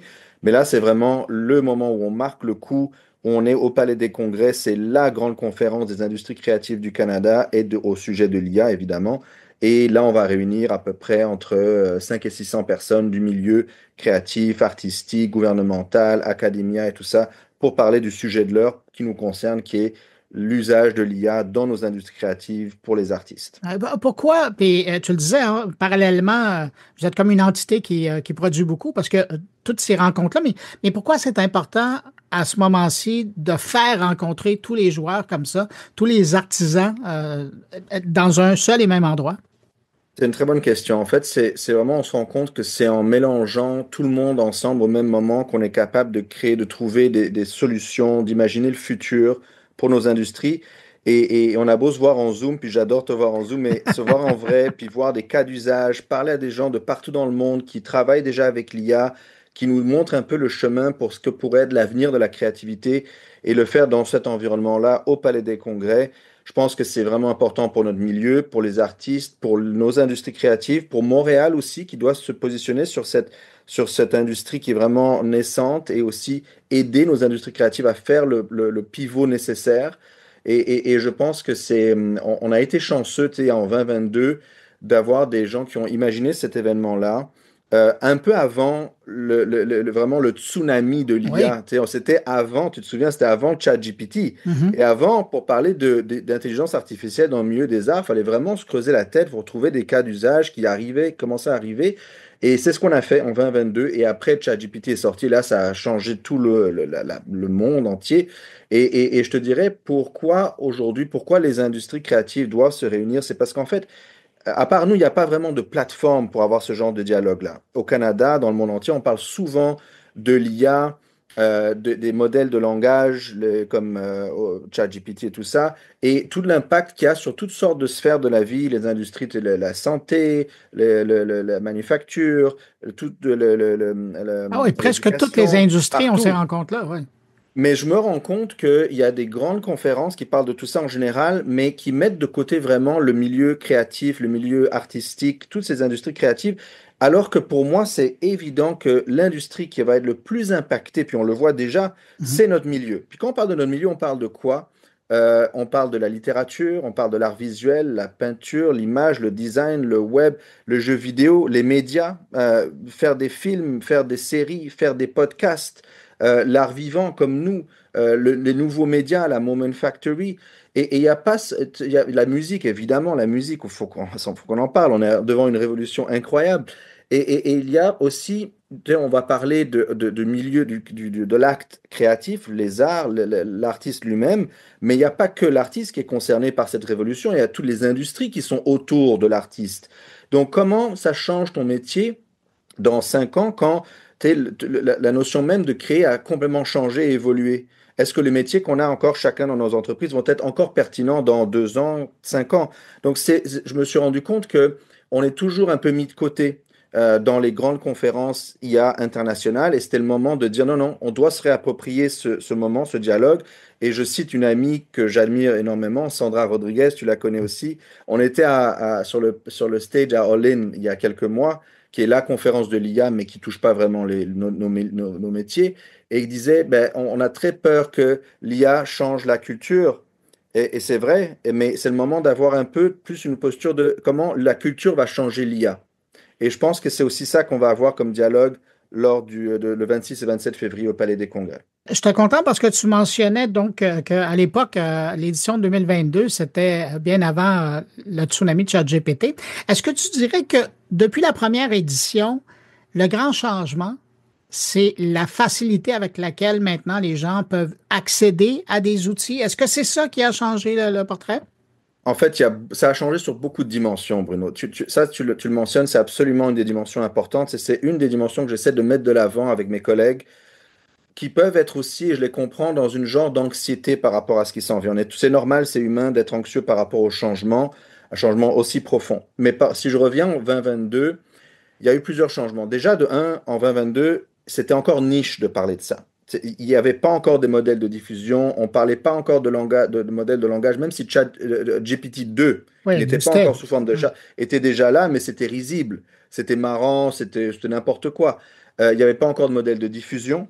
On parlait des GANs, dans le Generative Adversarial Network, un peu de NVIDIA. On commençait à avoir des trucs. On était beaucoup dans le machine learning. Donc ça prend... C'est du data science, ça prend, on est capable de manipuler des grandes bases de données, de faire des modèles de régression et tout. C'était vraiment des maths. Et c'était très loin de pouvoir être pris en main par des artistes. D'être convivial. Exact. Depuis ce qui s'est passé, tu as eu des énormes percées au niveau, bien sûr, des modèles de langage, les modèles de vision, tout ce qui est l'image, le son, la musique, la vidéo, la parole, les jeux vidéo. Et donc, donc tu as eu dans une première phase vraiment une prise de conscience et un peu un moment de panique aussi de l'industrie. Et on nous présentait un petit peu, tu vois, et je donne l'exemple que je donne souvent, c'est toujours ce portrait où on a les sirènes et les monstres marins. Tu vois, et on nous disait, ah, regardez, d'un côté, ça va tout révolutionner, ça va être fantastique, magnifique, les sirènes. Et l'autre côté, c'est la fin du monde, la fin de la vérité, la fin de l'art, la fin de la créativité, la fin des métiers, c'est les monstres marins. Et on était un peu dans cette zeitgeist-là quand c'est sorti. Et avec aussi, tu te souviens, le rythme effréné de chaque semaine, il y avait quelque chose d'autre qui venait de tout chambouler encore. Et ce que j'ai constaté, c'est pour ça qu'on a lancé les meet-up avec Entertain AI, c'est parce qu'on a constaté qu'il fallait se voir plus souvent. Ça allait trop vite, l'innovation. Et donc, il fallait décider qu'on allait avoir un dialogue presque constant, donc à tous les 2 mois, se revoir tous ensemble au Québec, tous les gens du milieu créatif, pour voir c'est quoi l'état du jour un petit peu par rapport à ça. Et ce que j'ai constaté, c'était très intéressant, c'est qu'on est passé d'un dialogue qui était très dogmatique, très high level par rapport à ces outils-là, à vraiment à des conversations beaucoup plus pratiques, pragmatiques sur le terrain. Et on échangeait sur les bons coups qu'on avait faits, les expérimentations qui sortaient de nos labs, et de plus en plus comment on les a mis en production, ces outils-là, dans tous nos métiers. Autant les gens en musique, les gens en jeux vidéo, les gens en art vivant comme nous au 7 doigts, les gens dans les nouveaux médias comme Moment Factory. Et j'ai trouvé que c'était vraiment intéressant en 12 mois de voir l'évolution de la philosophie de l'IA vers, OK, maintenant comment ça change pour de vrai et peut-être pour le meilleur nos métiers. C'était ça un peu la grande courbe. Alexandre, je vais t'amener sur un élément que je trouve particulièrement important qui va se tenir lors de la rencontre. C'est-à-dire, puis tu le dis, hein, l'idée, c'est de rendre les gens plus conscients de ce qui se fait, ce qui est possible. Mais de l'autre côté, il y a tout le domaine des enjeux sectoriels, les droits d'auteur, la monétisation des œuvres assistées par l'IA. C'est tout un volet. Tu sais, quand on dit qu'on parle peu du milieu créatif avec l'IA, cet aspect-là, on n'en parle pas du tout. Et je trouve ça intéressant que vous décidiez de l'aborder. Comment vous allez l'aborder? Nous, on essaie d'avoir une posture dans le dialogue qui est très pragmatique par rapport aux enjeux. Donc, on veut pas aller dans le dogme, mais on veut pas être des militants ni pour le blocage de l'IA ou bien pour comment dire, le développement tout azimut sans se soucier des droits et vraiment de la moralité de l'art et des artistes et leur droit de travailler, d'être rémunérés pour leur art. Donc, on veut se promener quelque part là-dedans et pour ça, on a 4 piliers. De un, c'est comment le métier artistique, l'acte de création va être impacté avec plein vraiment d'exemples, de cas d'usage et de comparables et tout ça. Ensuite, je disais tantôt, comment les industries créatives et culturelles vont être impactées parce que c'est pas exactement le même niveau d'observation, donc l'acte créatif et les industries créatives. Ensuite, on va effectivement, comme tu dis, parler des enjeux, la requalification des métiers, comment rester pertinent, la vitesse de ce changement-là, l'évolution du droit d'auteur. Tu sais, il faut avoir une discussion honnête et ouverte par rapport à ça. Il y a des solutions technologiques, il y a des solutions législatives aussi. Et il faut être conscient aussi comment le reste du monde évolue par rapport à ça pour pas que nous, on soit dans notre bulle isolée du reste du monde. Donc, il y aura tout ce track-là, toute cette track de discussion. Et moi, le quatrième pilier qui me plaît vraiment beaucoup, c'est vraiment mettre les outils dans la main des gens qui vont être là. Et ça, avec des cas d'usage, des workshops, un prompt battle, ça, j'ai très hâte de le voir. Parce qu'on est capable, moi, ce que j'aime beaucoup avec notre métier et l'IA, c'est qu'en quelques heures, on est capable de voir le résultat de nos expérimentations. Contrairement à des grands projets de machine learning où c'est du data science, puis on va voir ça dans quelques mois, puis au mieux, on est capable d'augmenter de quelques pourcentages comment dire, la productivité. Nous, on va le voir on va gérer, on va créer de la beauté live devant les gens. Et tout ça, on le fait aussi en essayant de faire deux choses. Faire ressortir le talent qu'on a au Québec, qui est déjà en train d'expérimenter avec ça. Et il y en a des gens fascinants que tu t'attendrais pas à voir sortir ce genre de choses-là Tu sais, il y a des fois, pour l'anecdote, il y a beaucoup de gens qui m'envoient leur création en message perso. Et il y a des gens du gouvernement, OK, qui ont un emploi à temps plein, là. Des gens dans des gens sérieux, là. Oui, qui n'osent pas sortir du placard d'une certaine façon et qui me demandent de le garder, me demandent mon avis sur leur création musicale et tout. Et donc, t'imagines, il y a toute une couche de la population qui est en train de tester ça. Et j'ai très hâte de voir s'il y en a qui vont sortir justement devant de la scène. Mais ça, c'est donc les gens au Québec qui sont en train d'expérimenter. Mais moi, je veux aussi mélanger des experts reconnus mondialement pour ce qu'ils ont réussi à faire. On a des invités fantastiques, vraiment des conférenciers. On a à peu près une cinquantaine de conférenciers, une quinzaine de l'international. Et je te donne Eric Shamlin, qui est le nouveau CEO de Secret Level. Et tu as peut-être vu passer pendant les fêtes la publicité de Coca-Cola qui a été faite entièrement en IA. Et moi, ça m'a vraiment fait halluciner parce que je m'attendais vraiment à une levée de bouclier là-dessus. Il y en a eu un petit peu, mais pas tant que ça. Et c'est lui, ce monsieur-là qui a été nominé 3 fois aux Emmy, qui va venir nous parler de comment il a entrepris ce processus-là et la relation avec Coca-Cola par rapport à ces nouvelles méthodes et aussi comment ça a changé son workflow, son pipeline de création et comment il entrevoit le futur de ce genre de truc-là. Parce que quand tu parles d'un changement dans les médias, dans les compagnies de marketing, tu sais, tous nos champions, nos LG2, nos Cossette, nos CD et tout ça, ils sont en train d'expérimenter, mais en voyant ce qui arrive dans le reste du monde, vraiment, ils vont peut-être se mettre à niveau aussi. Donc, j'ai très hâte de voir ces discussions-là en mélangeant, si tu veux, des experts internationaux avec nos experts locaux aussi. Alexandre, en terminant, des gens qui voudraient avoir plus d'informations sur la programmation et les détails là, concernant cette rencontre, à quel endroit ils vont?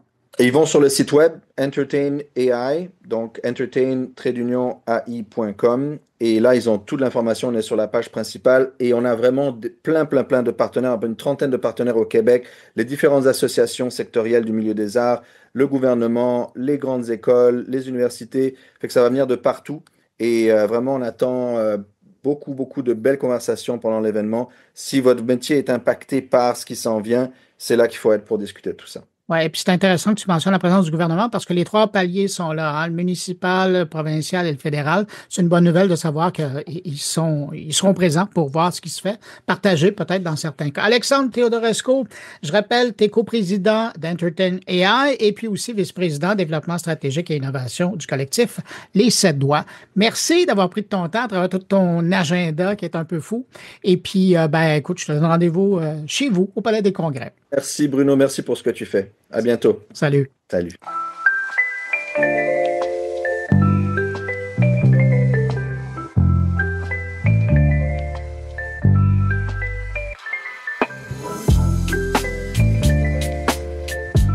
Cette semaine, j'avais le goût de vous proposer un témoignage, celui d'un homme qui a décidé d'utiliser l'intelligence artificielle pour aider sa santé mentale. Il a développé un agent conversationnel qu'il a baptisé Dr. Ellis. Mais attention, c'est pas un projet médical, il n'y a pas de psychologue qui travaille là-dessus, c'est uniquement un homme, un individu qui a décidé de prendre l'IA et de s'en faire un aide mentale. Et pour lui, ça fonctionne. Je trouve l'initiative louable, intéressante, et je me suis dit que c'était un bel exemple de ce qui était possible de faire avec l'IA si on décidait de mettre la main à la pâte. Et je voulais partager ça avec vous. Alors, on va aller le retrouver. Pierre Côté, il est à New York. Bonjour, Pierre.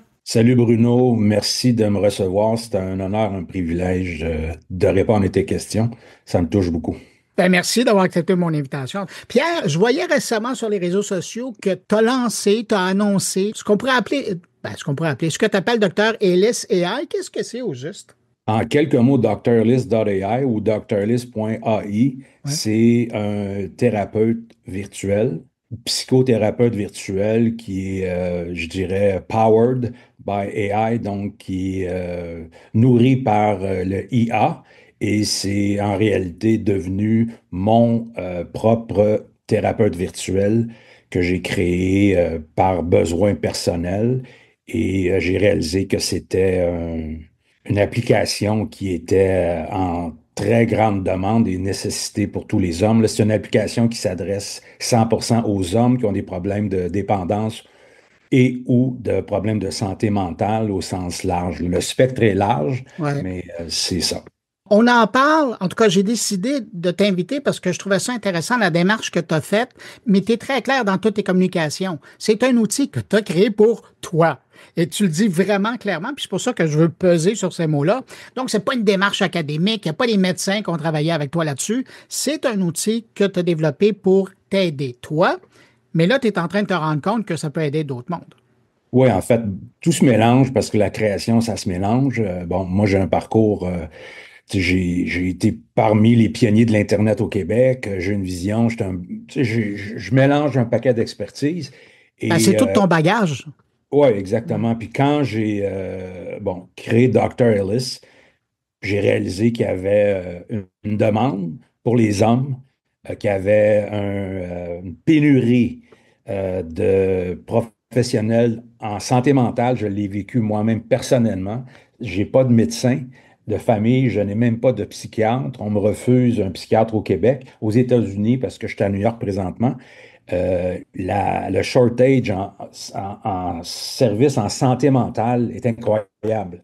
Il y a des temps d'attente 3 mois pour Queens, il y a presque 6 mois dans LA County. Donc, j'ai réalisé qu'il y avait un besoin de créer une communauté, d'offrir cette option-là pour ceux qui ont des idées noires. Mais quand je dis noir, je ne veux pas être tragique, mais mon objectif, c'est de me sauver la vie moi-même et de sauver des vies aussi d'hommes qui n'ont plus de ressources, qui ne savent plus quoi faire. Et c'est efficace. Le prototype fonctionne très bien. J'ai lancé une série sur YouTube et où je me filme avec mes sessions avec Dr. Ellis pour montrer aux gens qu'est-ce que c'est. Alors, c'est une question qui est tellement importante là, pour moi, mais pour plein de milliers d'hommes à travers le monde. Mais Pierre, tu aurais pu, parce qu'on le voit ça depuis 2 ans et demi maintenant, utiliser simplement un chat GPT, puis le paramétrer, puis de le personnaliser. Pourquoi, pour toi, c'était important de carrément sortir une application et qui allait faire que ça? C'est une excellente question. Pour moi, ChatGPT, là, ou OpenAI et Anthropic, et puis Mistral et Gronk, je vois ça comme de l'électricité. Donc, comme fournir de l'électricité ou ces compagnies-là fournissent de l'électricité et c'est à nous d'en faire ce qu'on veut. Donc, oui, on peut aller interagir avec le voice mode sur ChatGPT, mais il est un LLM généraliste, si on veut. Moi, ce que je fais en réalité, c'est que je construis, crée le brain, son cerveau, sur la manière qu'il va réagir, qu'il va répondre aux questions, pour s'assurer qu'en 30 minutes de session, la crise va être passée de 10 sur 10 à 1 sur 10. C'est de cette façon-là. Donc, et je suis certain, parce que j'ai des sources, que cette spécialité-là, au niveau de ce modèle-là, il n'est pas exploité au niveau de ces grandes compagnies-là.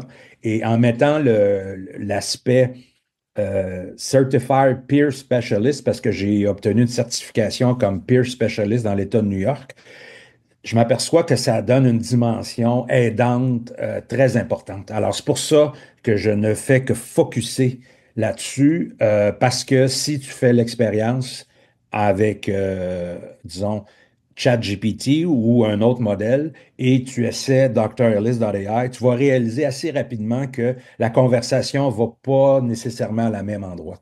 Quand tu regardes devant, à quoi ressemble ton cheminement du produit de Dr. Ellis?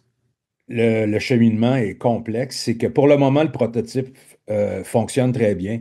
En termes de développement, je ne suis pas contre, je dirais, la communauté clinique. Au contraire, je veux travailler avec la communauté clinique. Oui, c'est peer service, mais aux États-Unis, au Québec, je ne le sais pas encore, là, mais aux États-Unis, il y a vraiment différentes forces qui s'opposent par rapport à l'IA puis la santé mentale. Et le prochain objectif pour moi, c'est, je travaille actuellement sur la deuxième version du prototype et c'est tomber en clinical study avec un projet pilote dans le borough de Queens à New York. Donc, c'est ça. Donc, le prototype va devenir un test clinique et ensuite, on va passer à l'autre version. Ça devrait, j'espère, rentrer sur le marché quand j'aurai le financement. Mais Bruno, je suis obligé de te dire que ma grande difficulté, et c'est pas nouveau, je l'ai vécu quand j'ai créé un marketing, c'est l'importance d'avoir des partenaires, une équipe avec moi qui va dire, OK, côté, j'ai envie de travailler avec lui, d'investir mon temps, mon énergie, mon argent, je dois monter une équipe. Alors, pour moi, pour le moment, c'est un one-man show, mais ça ne réussira pas sur un large scale si je ne réussis pas à trouver les bons partenaires techniques, financiers, business, du financement, parce que ça va prendre beaucoup d'argent dans le même domaine aux États-Unis. Par exemple, juste à New York, il y a des compagnies qui font du télémédecine. C'est même pas virtuel, c'est même pas AI, mais ils ont du financement. Je parle de plusieurs dizaines de millions de dollars. Mais il faut que je sois capable de franchir ça. Je ne sais pas, Bruno, si je vais réussir, mais l'objectif, c'est ça. Je ne veux pas mourir avec l'application qui fonctionne très bien, puis c'est un beau projet. Je veux que ça explose, puis que ça devienne un service pour tous les hommes de la planète, parce que la langue n'est plus une limite, là. On peut le faire dans presque 30 différents langages. Et c'est pour ça que tu as aussi décidé d'en parler cette semaine un peu partout, parce que justement, tu veux attirer des intérêts. En terminant, Pierre, Dr. Ellis, il aurait pu s'appeler Dr. Brown ou Dr. White. Pourquoi Dr. Ellis? C'est une bonne question. J'ai travaillé plusieurs jours là-dessus. J'ai remarqué que tous les modèles, les produits, les marques utilisaient un terme qui était une déclinaison de robot, AI, puis j'ai dit, ça n'a pas de bon sens, c'est synthétique, ça n'a pas de sens. Puis là, j'ai travaillé avec mon équipe, mais mon équipe, c'est mon équipe virtuelle. J'ai à peu près une douzaine d'agents que j'ai moi-même créés et on travaille, on brainstorm. Puis on cherchait des mots, puis je disais, pourquoi pas docteur, puis Dr Pepper. Puis à l'époque, les premiers produits étaient des noms de docteur. Puis là, en brassant, là, j'ai dit, il est sorti un nom Dr Ellis. Ah, ça sonne bien.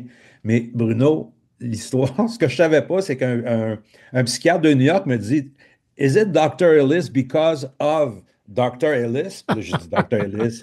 Mais il y a un célèbre Dr. Ellis qui a révolutionné la psychothérapie, très, très controversé, et c'est une personne qui est très connue dans le milieu. Je ne le connaissais pas. Finalement, c'est un curieux hasard qui fait que oui, c'est controversé, mais c'est un peu comme ça que drellis.ai est arrivé. Puis c'est un branding que je trouve fort, facile à retenir, et puis voilà. Pierre, quelqu'un qui va avoir plus d'informations concernant cette initiative, ce projet sur lequel tu travailles, comment il peut te suivre? Le plus simple, c'est d'aller directement sur la présence web, le site web ou la page web. C'est drellis.ai. Donc, drellis.ai. Puis là-dessus, vous pouvez me contacter facilement. Là, c'est le plus simple possible. À côté créateur de Dr. Ellis AI, merci beaucoup. Puis bonne chance avec ton projet. Merci, Bruno.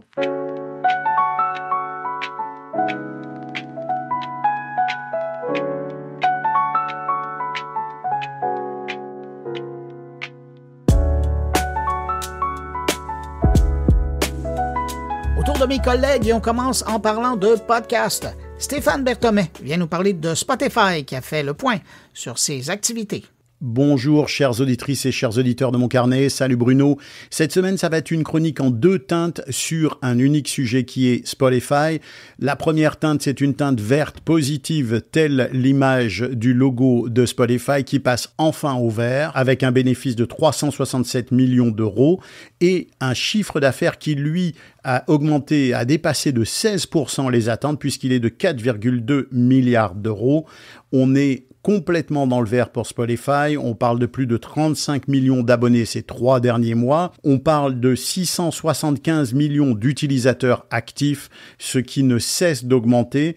Et pour vous donner une idée quand même du résultat que représente le travail qui a été mené ces dernières années par Spotify, qui était année après année dans le rouge au niveau de ses revenus, eh bien, les abonnés payants de Spotify représentent plus que les abonnés payants réunis de YouTube Music et Amazon Music. Alors évidemment, pour Spotify, c'est une très très bonne nouvelle, surtout du côté des investisseurs. Maintenant, du côté du milieu musical et du milieu du podcast, puisque c'est le thème de cette chronique, je reste quand même assez dubitatif. Parce que à quel prix se fait cette réussite ? D'abord, on le sait, on en a parlé très largement, une rémunération famélique des créateurs et des créatrices de musique, l'utilisation de musique créée de toutes pièces, et en ce qui concerne l'univers du podcast, alors là, on est encore à l'autre bout du spectre, c'est-à-dire aucune rémunération, à part celle qui est obtenue via une régie, mais il n'y a aucune rémunération qui est faite de la diffusion des contenus audio qui sont créés à la sueur du micro par les podcasteurs et les podcasteuses. Donc il y a vraiment un chiffre d'affaires qui est en train de se construire sur un principe de gratuité du travail des podcasteurs et des podcasteuses qui est, il faut le dire, profondément injuste. Alors on espère que cette bonne nouvelle va pousser Spotify à augmenter les revenus qui sont versés aux créateurs et aux créatrices, ce dont, entre vous et moi, je doute, parce que plusieurs articles récents nous expliquent combien Spotify et combien la direction de Spotify considère la musique non pas comme un contenu artistique ou créatif, mais beaucoup plus comme un produit. On cherche avant tout à distribuer de la quantité plutôt que de la qualité et on vise énormément la rétention. On comprend que le chiffre d'affaires et que les résultats financiers sont le résultat d'une démarche de rétention extrêmement puissante, extrêmement poussée au moyen des algorithmes. Alors, tout ça, ça nous dit que d'un côté, c'est quand même une bonne nouvelle pour le marché audio en général. Spotify est quand même un acteur majeur du marché et il serait dommage et il serait pas souhaitable qu'il se casse la figure. Mais il reste quand même que ça soulève encore plus et plus que jamais la question de la rémunération des artistes, une question dont il va falloir quand même que Spotify mène une réflexion parce que on a beau penser que l'argent est roi, y compris dans le domaine culturel, il y a quand même un moment donné où les limites vont être dépassées. À partir du moment où Spotify est rentable, à partir du moment où le chiffre d'affaires de Spotify dépasse les espérances de plus de 15% que ce qui était prévu. Et je vous passe les détails de l'action de Spotify qui vient d'atteindre des sommets inégalés. Alors à partir du moment où l'argent rentre à flot dans les caisses de Spotify, il est temps de remettre sur la table ce sujet essentiel qui est celui de la rémunération des créateurs et des créatrices et de ceux qui finalement contribuent au succès et à la réussite de cette plateforme. Alors voilà, je vous laisse sur cette réflexion. C'était la chronique de Stéphane Berthomé, dit le podcastologue. Je vous souhaite une très belle semaine et je vous dis que l'audio soit avec vous.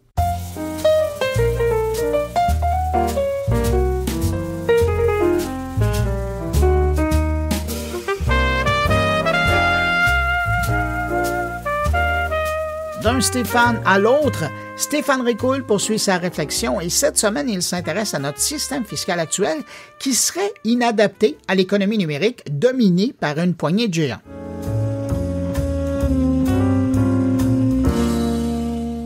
Quand on regarde les débats sur le budget fédéral, les taxes sur le chiffre d'affaires numérique ou encore la fameuse loi C-18, quelque chose saute aux yeux.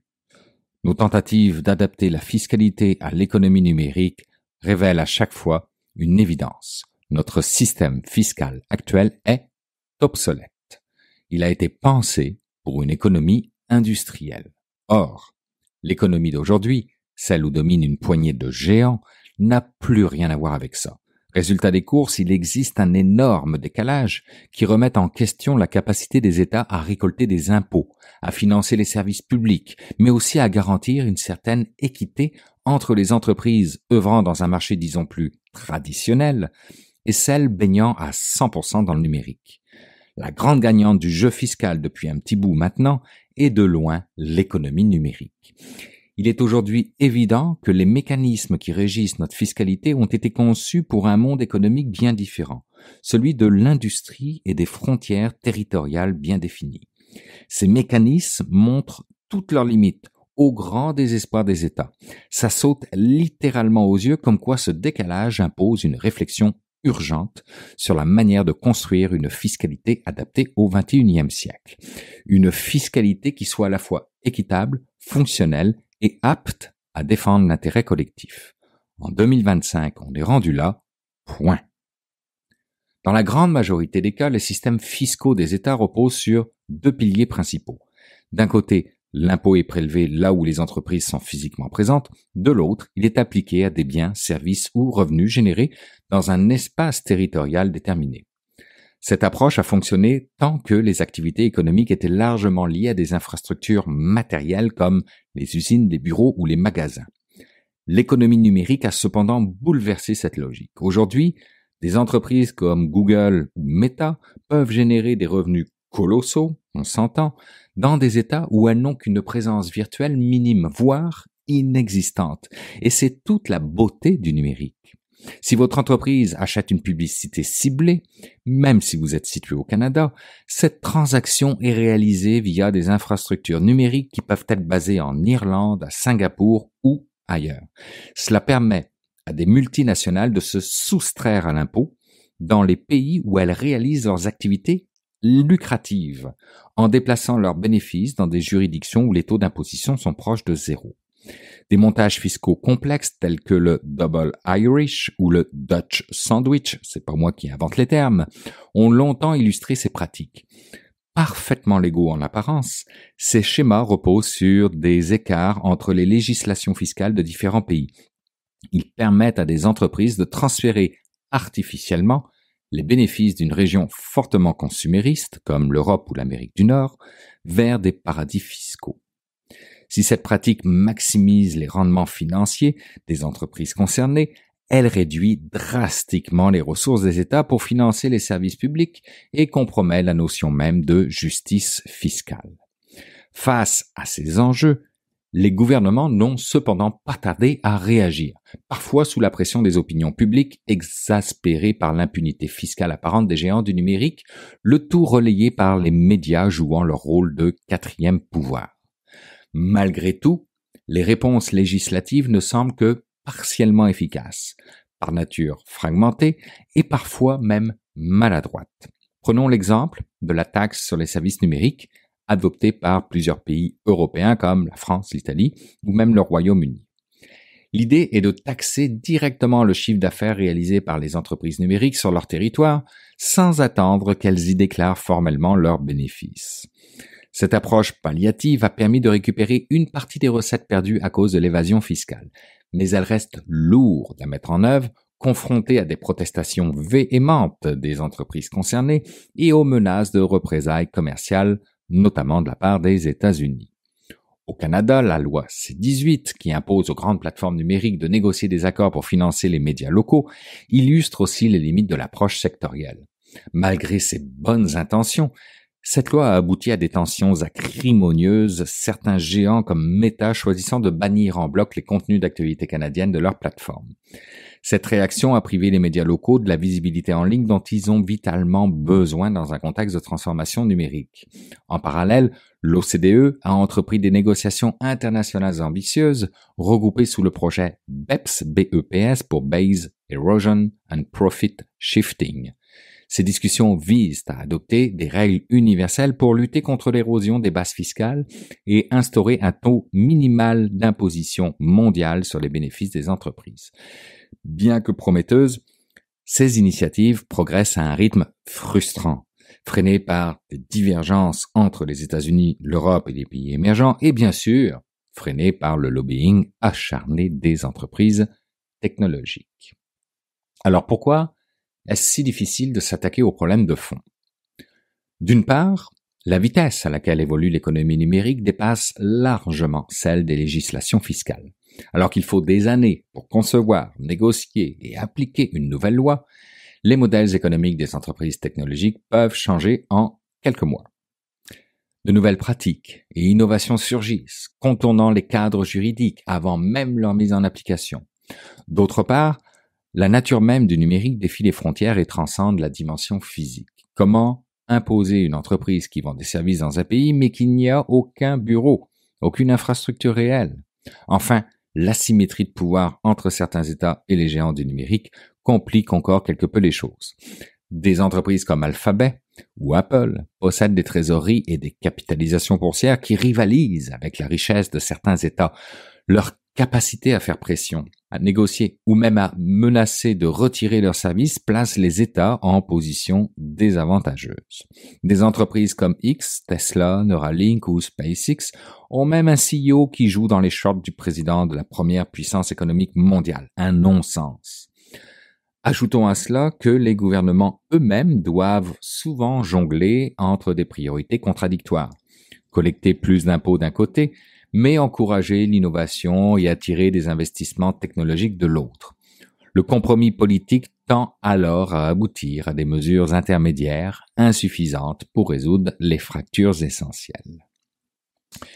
Il est évident que notre système fiscal actuellement est dépassé.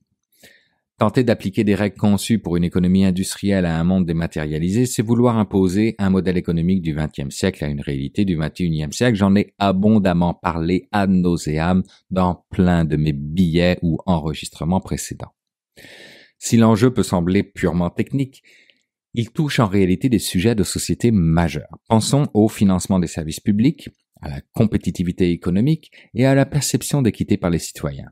Maintenir le statu quo est définitivement une impasse. Mais quelles sont les solutions à envisager dans ce cas?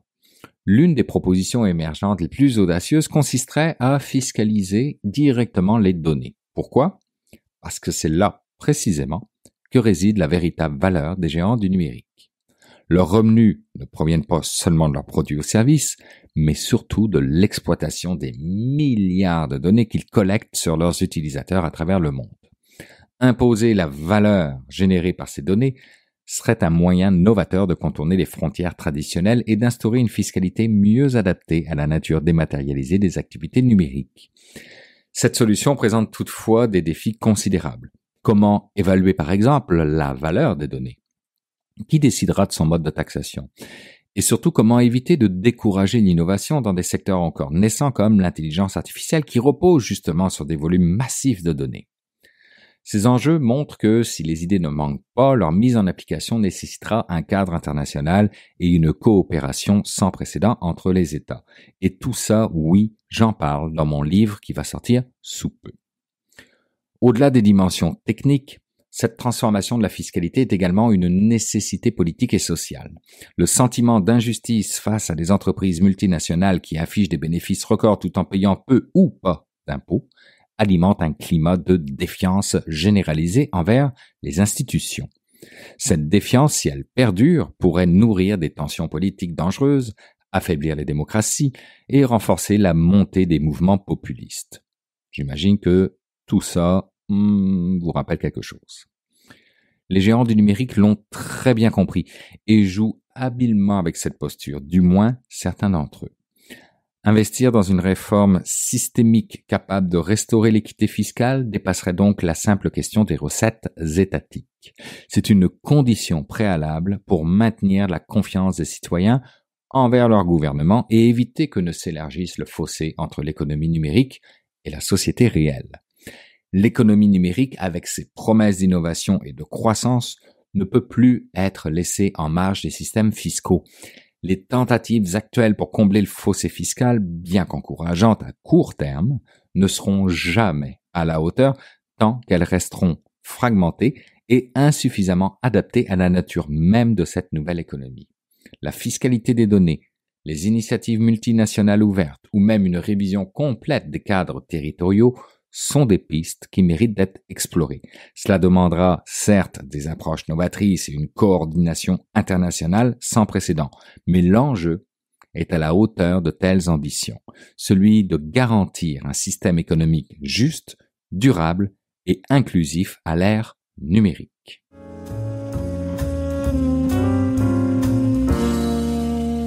Comme à l'habitude, à ce moment-ci, c'est le temps d'aller rejoindre mon ami Jean-François Poulain pour parler UX. Bonjour Jean-François. Bonjour Bruno. Jean-François, cette semaine, tu as décidé de parler de ludification dans le contexte du UX.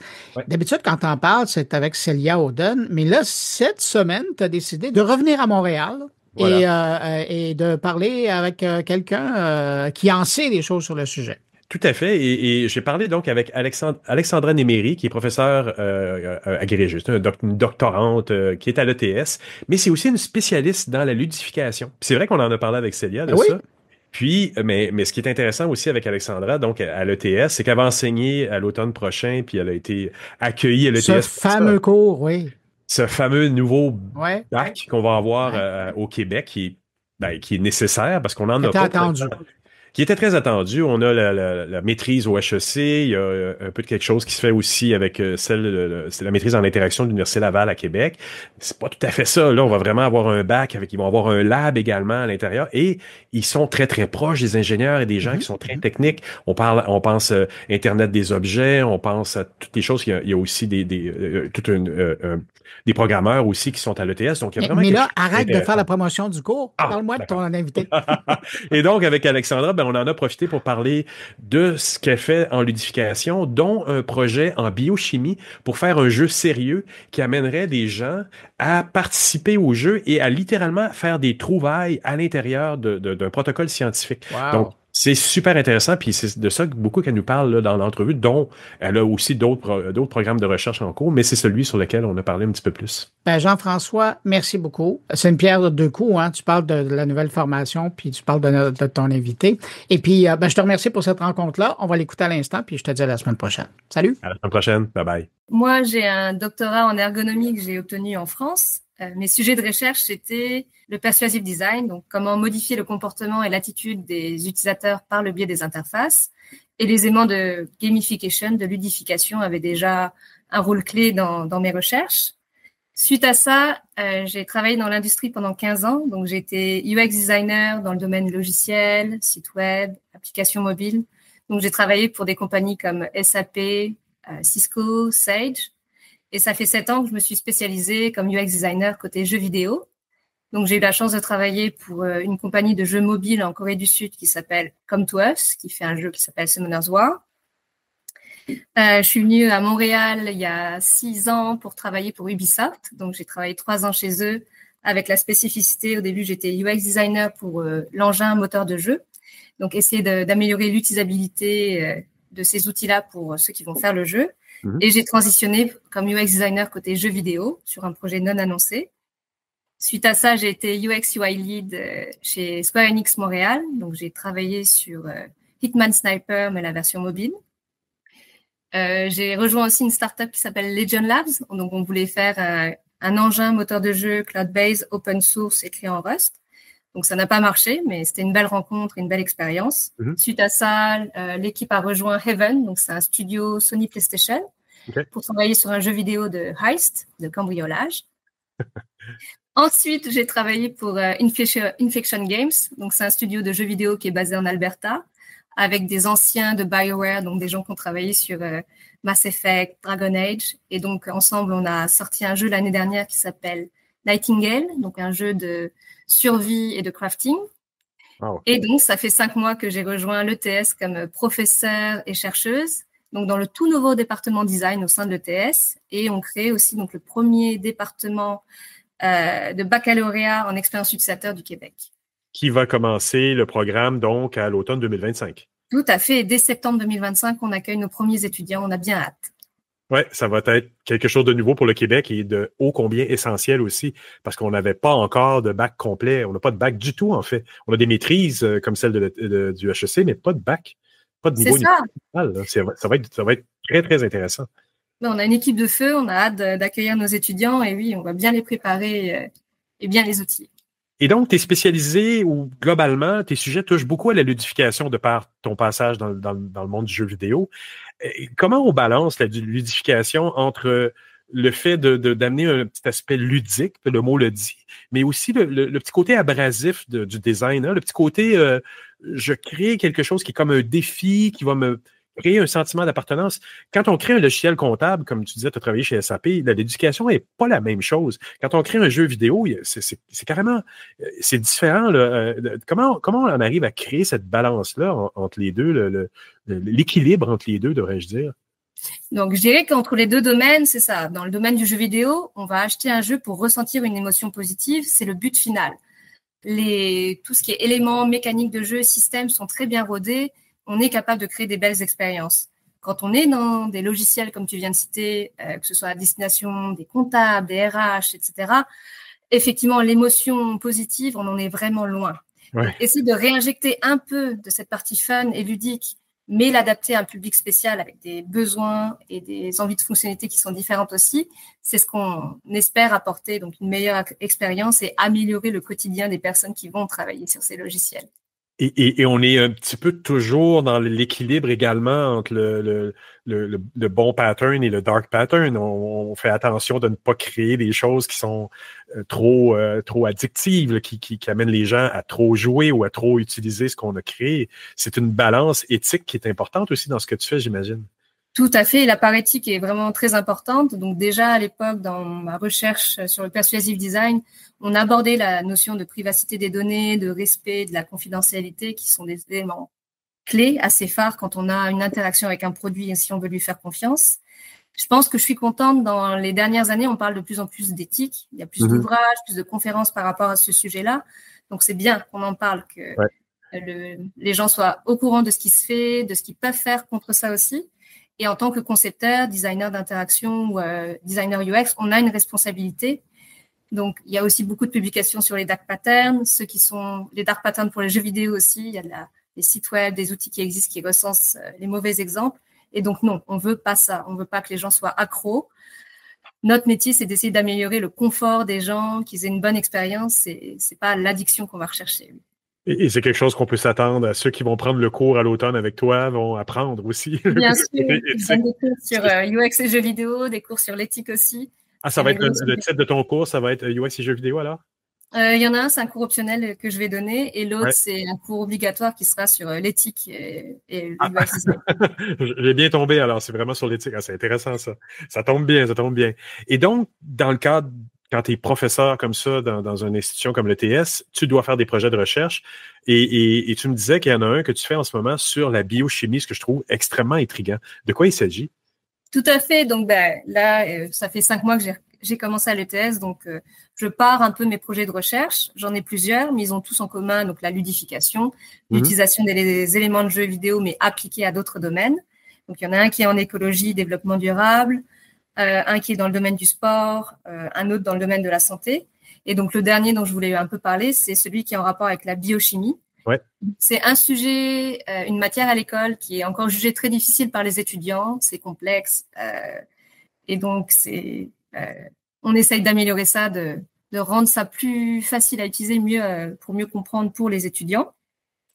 Et donc, ce qu'on envisage de faire, c'est une plateforme, un jeu, qui aiderait aussi bien les étudiants à mieux comprendre les éléments donc, de biochimie, donc comment les molécules peuvent s'agencer ensemble, quels vont être les effets, le fait qu'on puisse appliquer des règles, comment on peut jouer avec ça, mais finalement essayer de rendre ça aussi disponible au grand public. On a des exemples dans le passé. J'ai un exemple en tête qui s'appelle Foldit.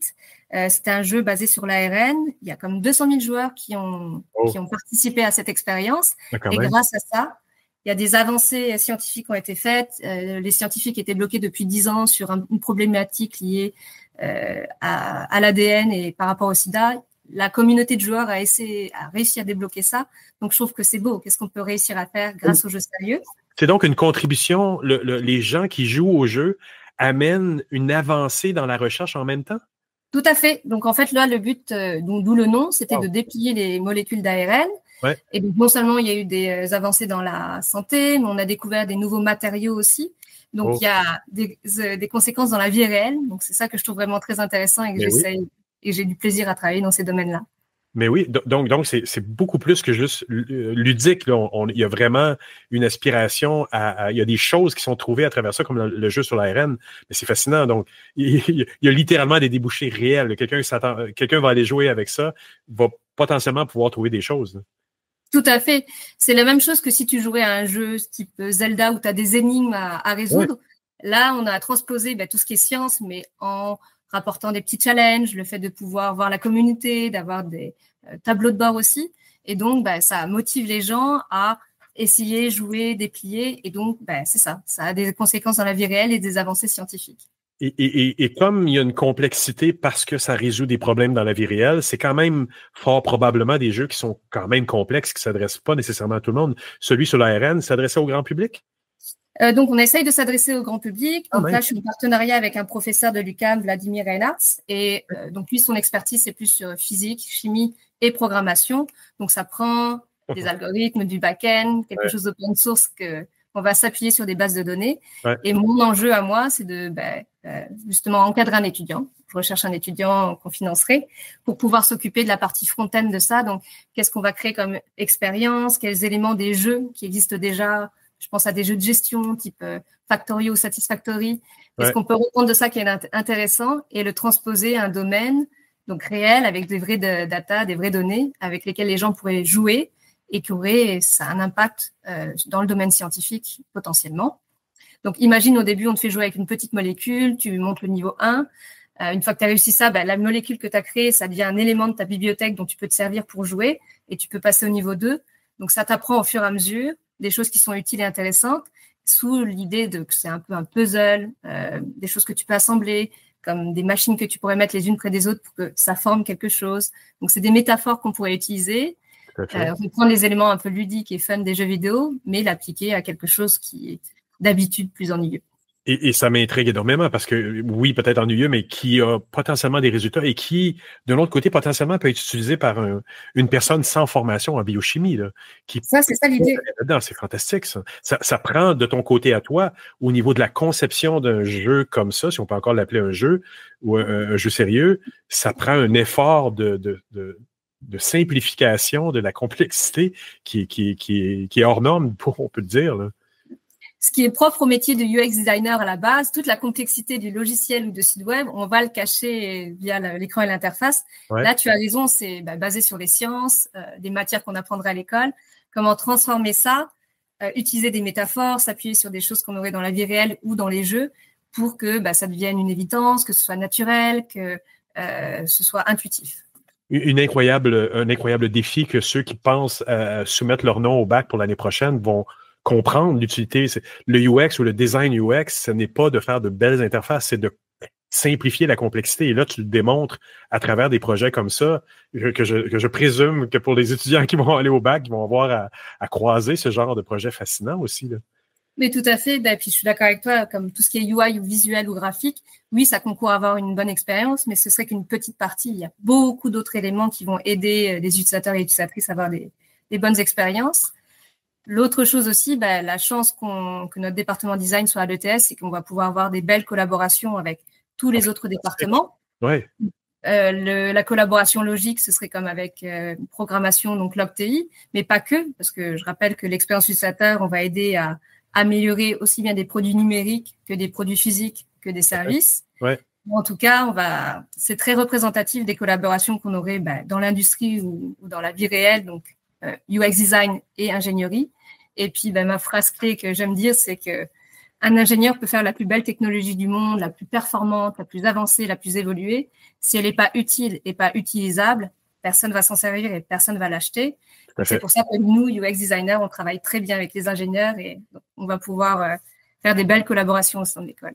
Tu l'expliques de façon fantastique et on peut transposer ça au monde des startups. C'est la même chose. Quelqu'un qui a une idée, un financement et autre, et qui est un développeur ou un homme d'affaires, ça ne veut pas dire que ton projet va nécessairement être compris par des utilisateurs que tu vises si tu ne fais pas affaire avec les UX.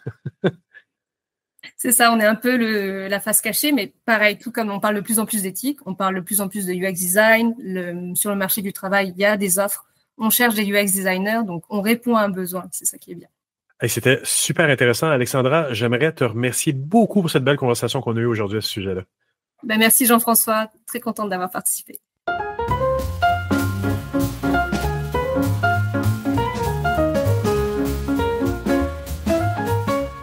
Voilà, c'est ainsi que se termine cette édition de Mon Carnet. Un énorme merci à nos invités. Merci à mes collègues, Jérôme Colombin, Stéphane Berthomet, Stéphane Ricoul et Jean-François Poulain pour leur présence cette semaine. Et puis merci à vous qui avez écouté jusqu'à la toute fin cette édition. Très heureux d'avoir passé ce bout de journée avec vous. Je vous donne rendez-vous vendredi prochain pour une nouvelle édition de Mon Carnet. Et puis sinon, peut-être même à lundi si vous avez pris la bonne habitude d'écouter 120 secondes de tech au quotidien. Au revoir, portez-vous bien.